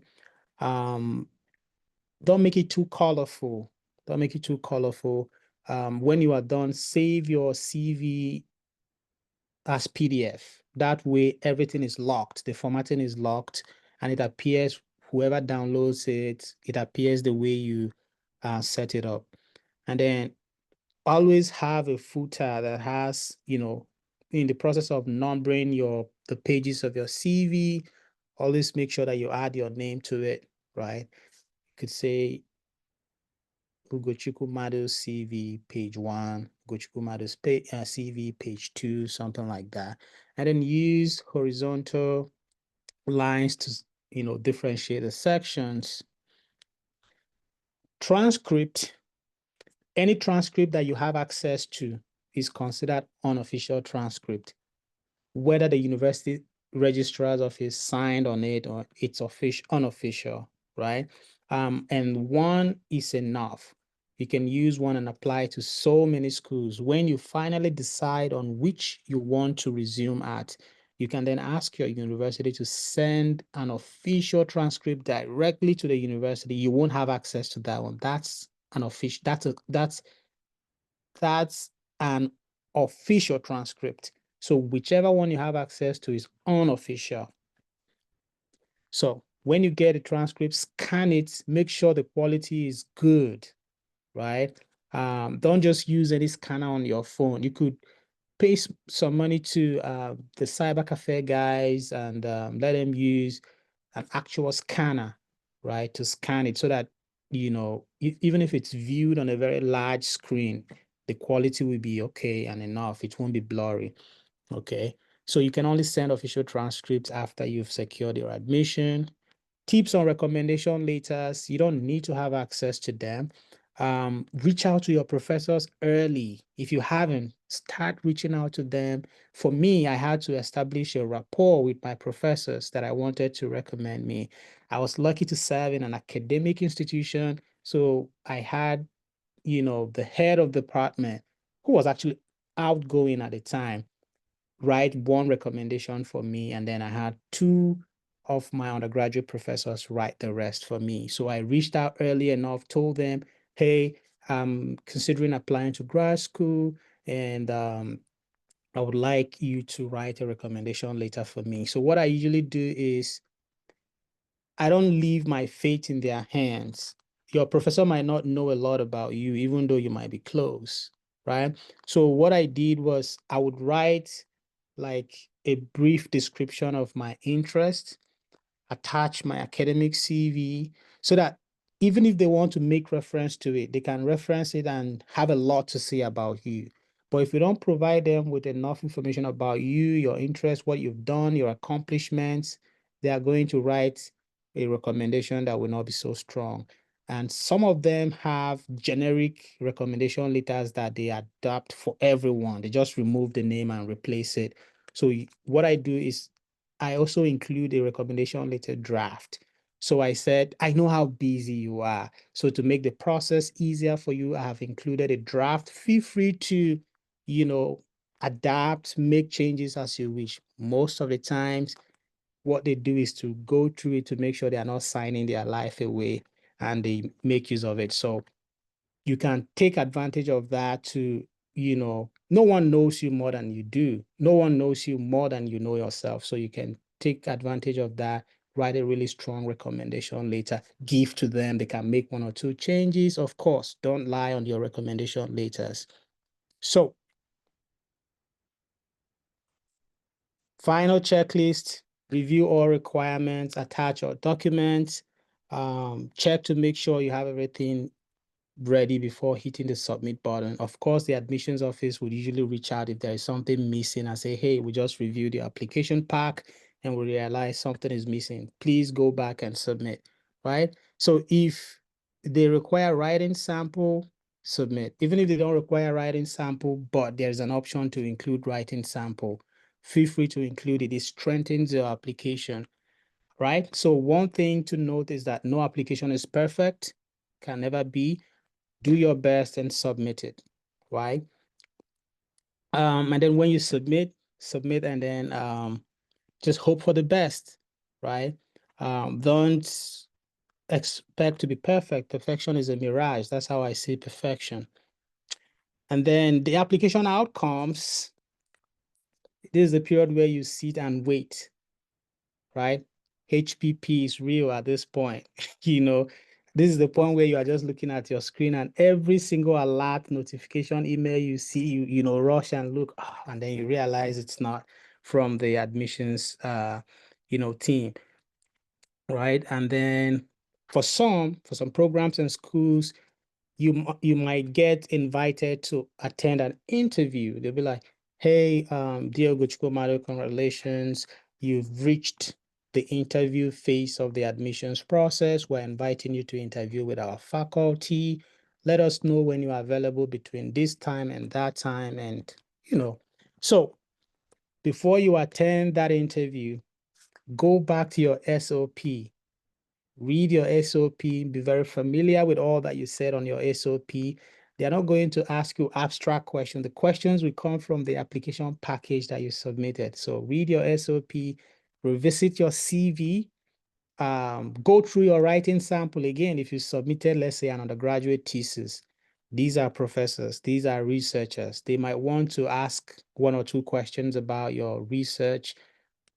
Go back and make sure everything is fresh in your mind. Of course, most of the times they tell you the professors that will be on that interview. So you can go look up the professors, be familiar with some of their research, right? So that you attend that interview with a lot of information and fully knowledgeable about the people interviewing you, the university, the department, and all of that. So be ready to discuss your research interest, right? And then, yeah, the waiting period, like I said earlier, you keep waiting. If you don't receive a response after the stated timeline, send a polite inquiry to the program director. Most of the times on the admissions webpage, they will tell you the timeline for everything. They will tell you, oh, deadline is December 1 or December 15. We start sending out notifications for admission and funding in February or March. If that time passes and you've not heard from them, sometimes they've already made decisions. Sometimes they are running late on their, schedule. So you could reach out after that timeline. Don't reach out too early. It's just like certain applications, or let's say things like the EB1A, NIWN. Let's say you've waited and you've not heard back from the USCIS, and then you hurriedly, reach out. Maybe the next 24 hours you receive an RFE. Sometimes you go and then you might go and trigger a rejection. Oh, it shows you are not patient. So sometimes know the right timeline to reach out, know when to reach out, okay? So you could get an acceptance, you could get a rejection. It's not the end of the world, but I anticipate that for most of you, or all of you, you will get accepted, not just accepted into the program, but with full funding. And the process thereof, ISSS, International Students and Scholar Services, they take over the rest. They start reaching out to you, letting you know what the next process looks like. And then, of course, hopefully the MT scholarships will also organize another session for you, like the post application. Maybe you've all received admissions and then you have people come talk to you. Your mentors are already there that would guide you through the, visa interview process, the common questions and all of that. Have you well prepared for that? So I have a few more tips that I want to share before we run out of time. And of course, I will be willing to stay a little further but that depends on Dr. Taiwo and the rest of you, if you are willing to, extend beyond the agreed time, that's okay. But I'll be more than willing to do that. Because I was looking, I didn't want to stop you, but because you are dishing out really good things. And, looking back now, maybe we should have made this a 2-day event. Um, yeah, but because I think you still, I'm looking at the dot in here. There is still quite a few things to go through. Yeah, but So, yeah, the last part are mostly the questions that the MT scholars sent in ahead of the webinar. So I had to even okay, have them on the slides. So, but okay. we are almost at the tail end of the content. Okay. Yeah. If you don't mind, let's keep going. I think there's some energy in the room. And Okay. then yeah, we'll play it by ear. Thank you. All right. So I'm done talking about like the actual process in the 6-part framework that I presented, but then I want to like give additional thoughts about certain things. So West evaluation, people ask me questions about these all the time. I feel like it's good if you can afford it. It always boils down to affordability, right? If you can afford it, do it. I've never seen a West evaluation that didn't boost the CGPA. It always does. I don't know what trick is in there, but I've seen for, let's say, polytechnic graduates, I've seen them go from lower credit to upper credit after evaluation. I've seen them go from upper credit to distinction after evaluation. I've seen them go from you know, high distinction to the highest distinction, because there are different categories of even distinction. And of course, I've seen people with second class upper CGPA in our own uh, Nigerian education system who go for West evaluation, and by the time they compress it, evaluate it to a US equivalent or Canadian equivalent, you see that it's a distinction, right? So it also, you know, gives you that advantage if you are evaluated. It has a way of boosting the CGPA. But also you can use the West GPA calculator. It's free of charge. It allows you to enter all the courses that you took. You indicate the credits, how many credits each course has, and then the grade that you got, and then whether you want to convert it from 5-point CGPA to 4-point CGPA. You indicate all of that. It's not, this is a digital world. Just search West GPA calculator and you will see it. And then by the time you're done, West allows you to even have a copy of it, right? So sometimes this gives you a sense of why this is not accepted in programs and universities that are accept West evaluation. This gives you a sense of what your CGPA might be in the, US equivalence, right?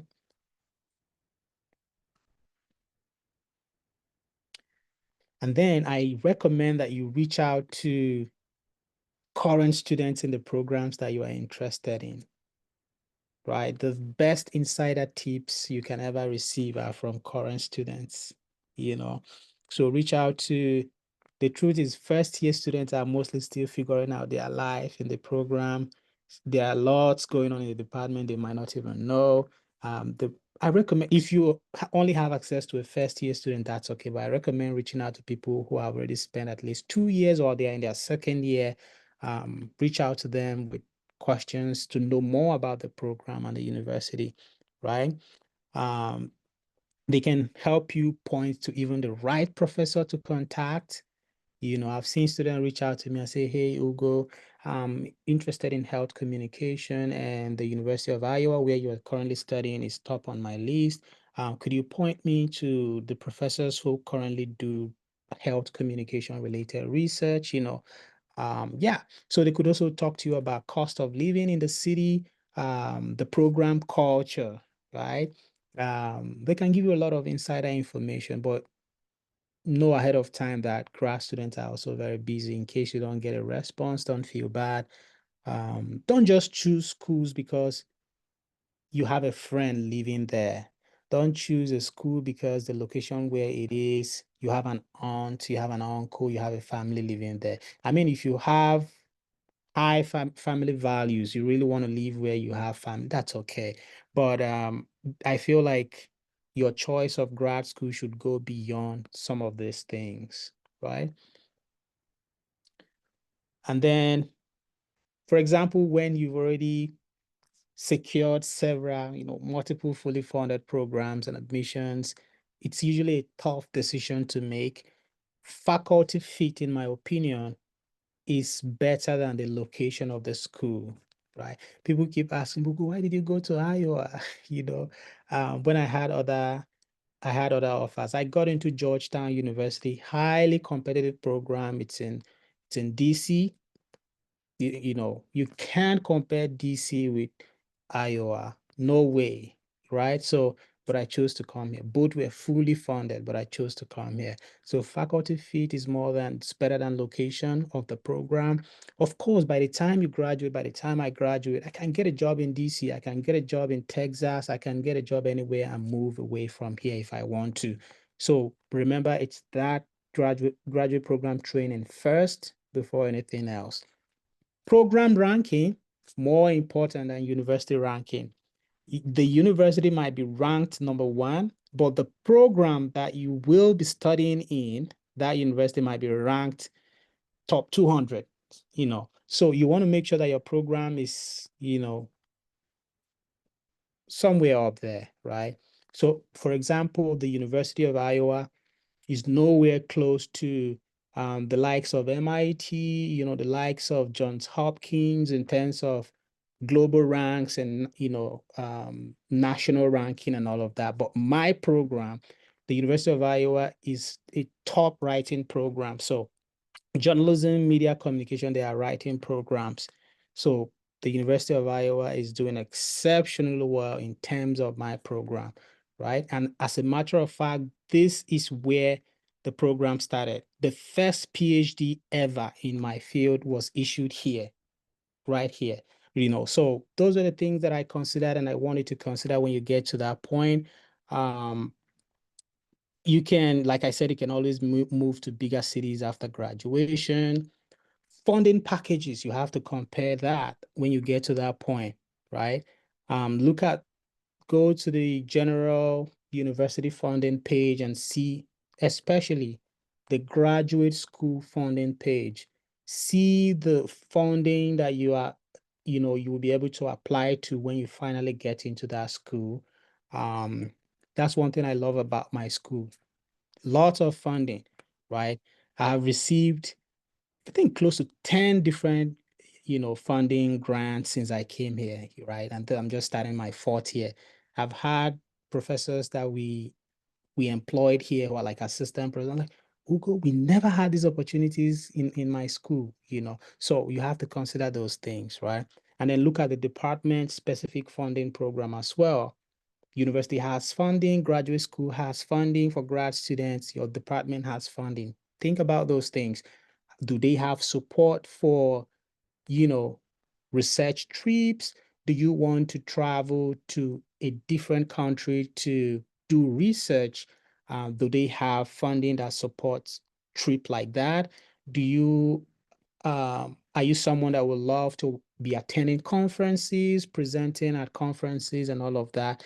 Do they have funding for conference trips and all of those things? You don't want to be attending conferences and paying out of pocket, So consider these things. Consider the international students funding page. The international here, my department has a funding page where you see all the funding the department gives to their students. The international students office has a funding page for funding they give to students who are international students. Grad school has funding package for their, so like that. Consider these things when you are searching and when you are also making a decision.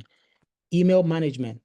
I want to talk about this. I've seen someone lose an admission, a fully funded admission, simply because they sent their admission notification email to them, but unfortunately, it got lost in the midst of so many other emails, right? So what I did during my time was at the time I had only one email and it was linked to so many things. So I didn't want that situation. So I created a new email, a Gmail with my name. I had to even add a headshot, my headshot on it. Then I made sure it was strictly for my graduate school application. So once an email enters there, it is strictly about grad school, right? And that was what I did. You don't have to create that. If the email you have, just make sure if you have an email where a lot of things are going on, you receive 50 emails in a day, you don't want to use such an email for grad school application. Please make sure you use your real name in your email. It doesn't hurt. Just add a headshot to your email so that when you reach out to someone, they can even see your headshot accompanied in the email. So the importance of doing this is it helps you track all your grad school related communications. So I was that detail oriented. I had to even create labels. These email applications allow you to create labels. I had like fee waiver labels. I had code email labels. In fact, I had accepted um, fee waiver labels. For example, I send out fee waiver requests. Anyone that grants me an application, I move it to a certain label. That's how organized I was, during my grad school application, right? So you want to make sure that you keep your email well organized so that you keep track of the communication. You don't miss out on anything, right? Check your account daily. Turn the notification on so that once you receive an email, you get notified. You don't want to be responding to a professor 3 days, 4 days after they sent you an email. Why image management matters. I already mentioned this. You might miss a very important opportunity because you are not managing your mails the right way. Okay. And sometimes the admissions office might reach out to you and say, hey, we think these materials are missing on your application. Could you go back and upload them? If you miss out on such an email, automatic rejection awaits you, right? And then, of course, the beautiful thing about this is after I was done organizing the slides, I organized the slides first before going through the question that most of you had for me. And I realized that the slides have, addressed most of them. So I said this because when I got to this slide, it reminded me of a question that I read. So people talk about and complain about folks in the core STEM programs having more funding opportunities. Is it true? It is true they have more funding opportunities. But is it true that there are no funding opportunities for non-STEM folks? Absolutely not. It is not true, right? There are several funding opportunities for folks who are in programs that we consider non-STEM. You already know mass communication in the Nigerian education system is non-STEM, but there was a time I mentioned that on Twitter, on X. Go through the DHS, Department of Homeland Security. It's an official list of STEM designated programs in the US. Here, my program is considered STEM, right? Because it has an intersection with technology, So, folks in non-STEM also have scholarship opportunities, and I am a living witness, right? I received 6 fully funded offers, and I had to sit down, think through, and choose where to go to. You too can have that opportunity if you do the hard work. You can see, listening to me talk for 2 hours, you can see this is hard work. It's not, scholarships, fully funded packages are not just handed out to anyone. You must put in the hard work. And the moment you put in the hard work, the result is exceptional. Extraordinary people are extraordinary because they do things that ordinary people don't want to do, things that ordinary people run away from, So you have to put in this hard work, right? If you are anticipating a positive outcome. And of course, I trust the MT scholarships to select the best of the very best. So I know you guys will put in the work. So, final takeaways, faculty fit for me is better than location. Your program ranking is better than university ranking. Apply widely, but be very strategic, be intentional. And that goes back to the search and trimming process that I walked us through, right? And then remember, like I mentioned earlier, funding is possible for everyone who puts in the work, right? And then in conclusion, I would like to say that no one should make you think seeking out for application fee waiver is a red flag. No, it's not. All my fully funded offers came from schools and programs that granted me application fee waivers. You have to sacrifice something. You have to persistently seek for these opportunities, and you have to be strategic and intentional in this process. That is what we, guarantee you a successful outcome, right? So if I was able to, right in the heart of Makati in Benue State, win all of these funding opportunities, right even before passing out from the National Youth Service Corps, lots of you can replicate this. In fact, lots of you can exceed what I did, right? That's my final take on this. So question and answer, over to you, Dr. Taiwo. Let me know if you would like us to, because what I did was I took out all of these questions and then I had to categorize them so that, they are in the same similar categories. I could bring them up here and we'll look at them and I respond, or we could turn it over to the MT scholars and, right here and they can ask the question. So yeah, so let me I know. said let's do both. Okay, You can start with the ones you already have, and okay, if anyone has a question, you can then raise up your hand, and then we'll try to call you. awesome. That way, we're not waiting on people to ask questions. Awesome. That's okay. All right. So I had the questions sorted in this order. There were questions that were related to work-life balance during applications, questions related to code emailing professors, funding and scholarships, transcripts and academic records, statement of purpose, like personal statement, academic CV, application strategy related questions, question about recommendation letters, interviews and selections, and questions related to choosing between offers, when you have multiple offers, how to choose.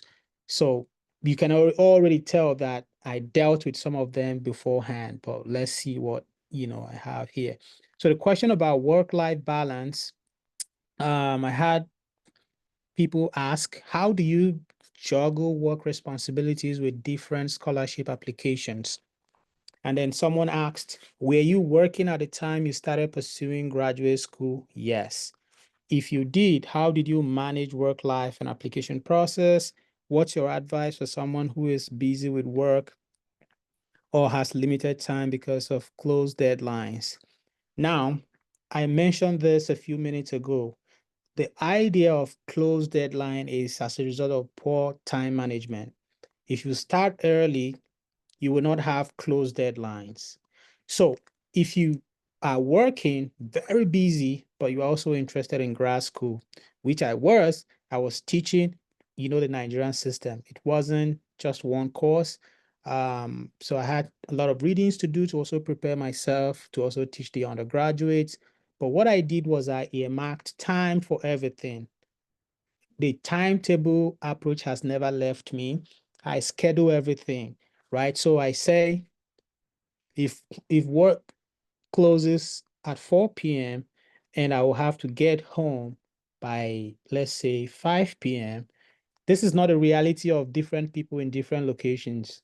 Places, busy areas like Lagos, you might not be able to leave work 4 p.m. and arrive home 5 p.m., right? So, but that was my reality. If I'm leaving work 4 p.m. and getting home 5 p.m., what am I doing by 6? What am I doing by 7? What am I doing by 8? So I dedicated time to preparing for the next day's work task and then dedicated time to making progress on my grad school application. So that way I had to stick to it. So even if it is 1 hour or 2 hours a day, once it is time for that, I make sure that I dedicate it to my grad school application. And I wasn't just making vague preparatory timelines. What I did was I had to arrange the application materials in the order of priority, right? What do I need to get first? What is the most important? What is the least important? So I brought all the most important to the top, and then I start with the most important first. So for example, if it is transcript, I would dedicate time to making progress, reaching out, traveling to go and make payment. I didn't have to travel. I think I had to go to the bank, make payments, email them, reach out to someone who is close to my school to help me go there and follow up and all of those things. So I dedicated time for all of those things. SOP, I had time. You know, my SOP went through several changes before I had the very final one that gave me the breakthrough, right? I first of all started with ever since I was a baby, I've wanted to do this or that, you know, and then at some point, I started reading more and more, and then I realized how funny that was, right? So I switched from the ever since I was a baby pattern to asking and wanting to solve real hard research questions. That's the transformation that it underwent. So that's what I did. I dedicated time to everything, and I had to stick with it. It calls for discipline. If you can't do that, then you cannot, manage this. So even if you are very busy, even if you have only 2 to 3 hours after work, okay, work is the most important thing. That is what is feeding you. That's what's paying your accommodation and all of that. You might say, okay, 2 hours to work. I have to prepare for the next day at work. 1 hour to grad school application. Even if it's 30 minutes, just make sure you stay consistent and you start early. That's the most important thing. That way you won't have the close deadline thing to talk about. Let's look at the next set of questions we have here. Yeah, cold emailing professors. I got a lot of questions there. And I think I already answered most of this, and I will look at the ones I didn't touch on and talk about them.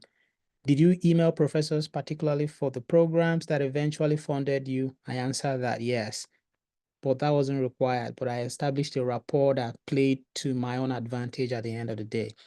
What cold emailing strategy to professors do you think has proven successful? Reaching out to them, attaching your academic CV, optionally attaching your transcripts. You want to send something that they can look at and see how valuable you are. I always tell people, don't sound desperate. Don't sound like you're begging for money and begging for funding. Make it look like you are bringing value and they need you, right? So attach those documents, write an email that is not too long, not too short, right? I already talked about this, and talk about who you are, why you are reaching out to them, why it's important, and a call to action. People send emails without call to action. You send me an email and I'm like, so what do you want me to do? If I don't know what you want me to do with the email, I might not even respond because I need to know what you want from me. So there should be a call to action, right? And reaching out to them just to tell them, oh, you are interested, your research interest align.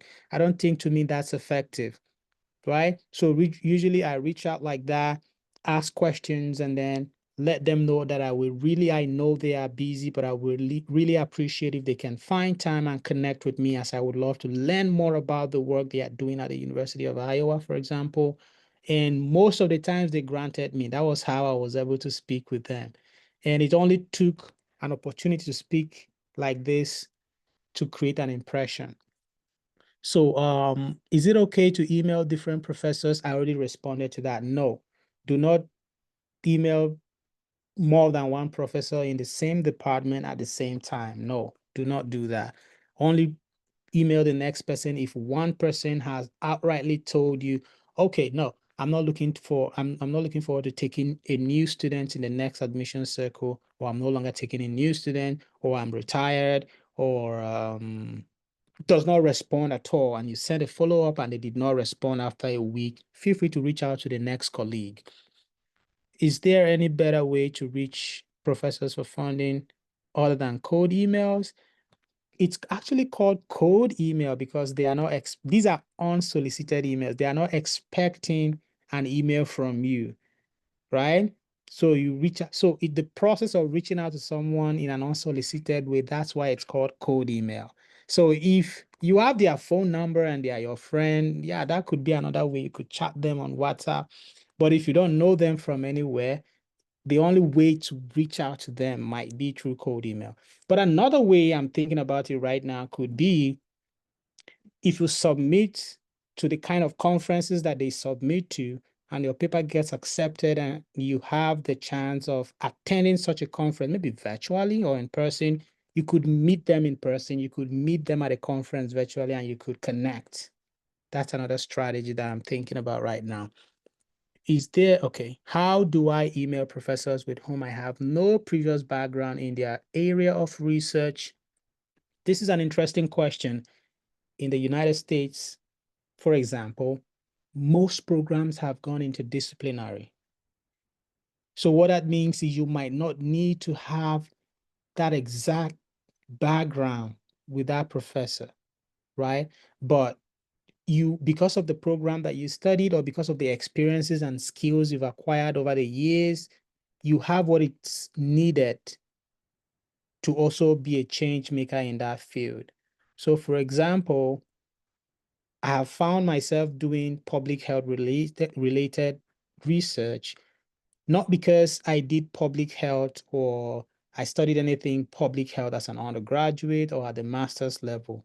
No, I started doing public health related work because I studied a communication related program, and I learned that there is a program or there's an interdisciplinary aspect of my program known as health communication.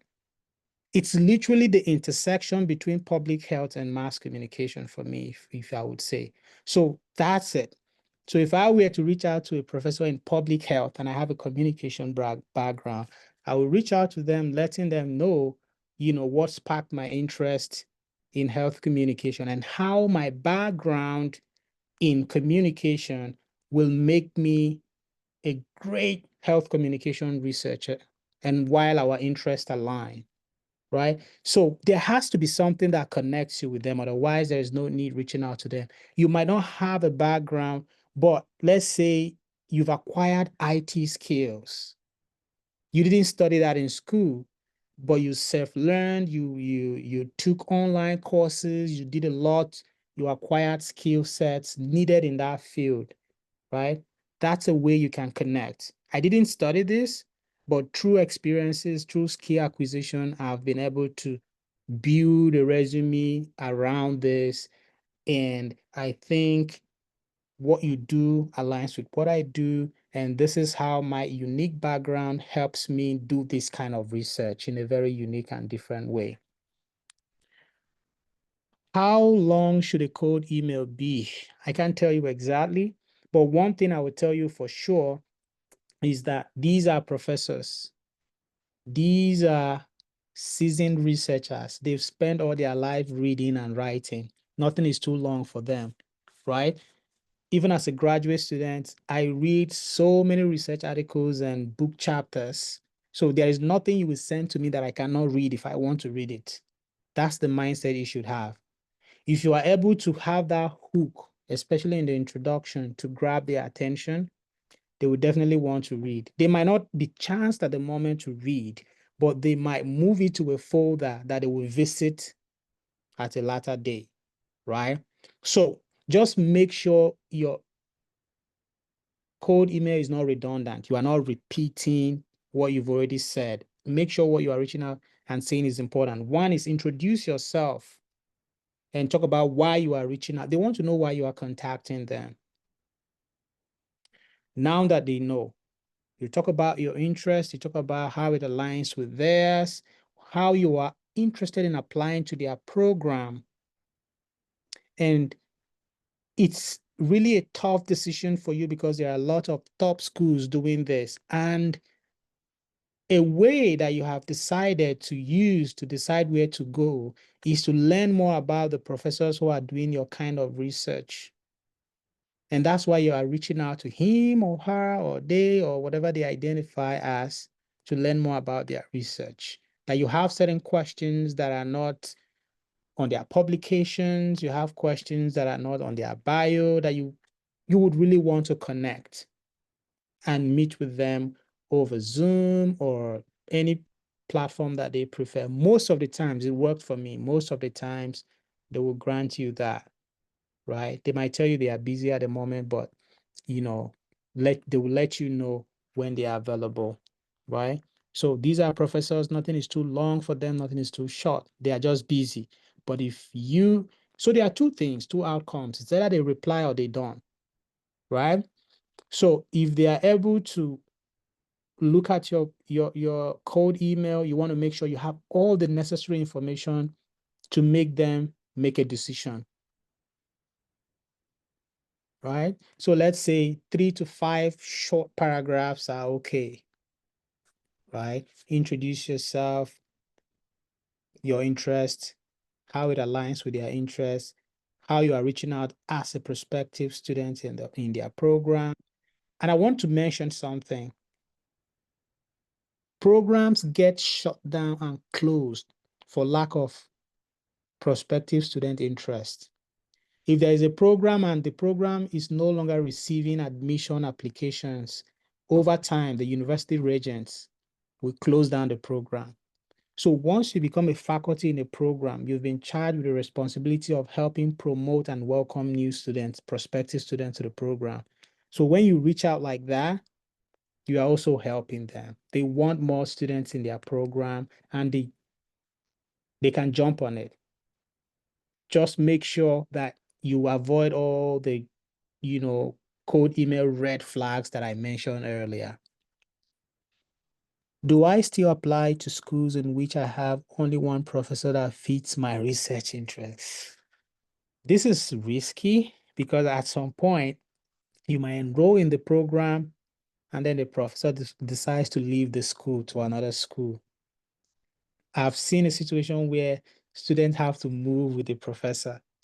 They say, oh, the professor is leaving and there's no other professor who does this kind of research. So if the professor is generous and they have funding that is transferable from one university to another, sometimes they go with their students.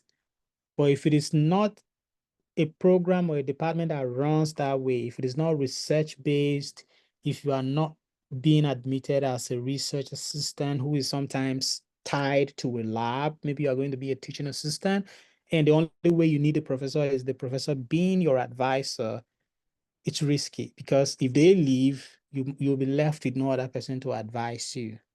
So I recommend at least 2 persons who share your interests. I recommend. When I came here, there were 2 professors who share my research interest, but right now there are 4 because we have 2 new additional faculty. So at least 2, I recommend that.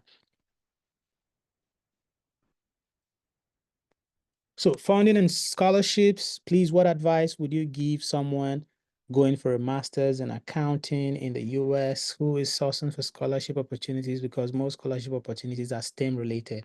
I answer that there's scholarship for everyone, including in accounting. What's the most effective way of securing fully funded master's offer? All of this masterclass is designed to answer that question. How do you know if you are supposed to apply for separate funding for your admission, or is it automatic?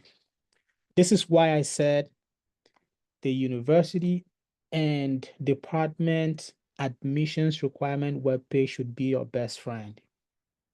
Most of these questions are answered right on that webpage.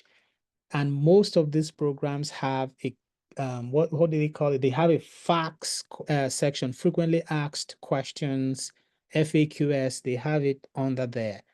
The kind of questions prospective students ask all the time, and their answer, right? So just like I tell people to look for programs that mention clearly on the admissions webpage that we fund every admitted student, I do the same thing for this question. I recommend the same for this question, right?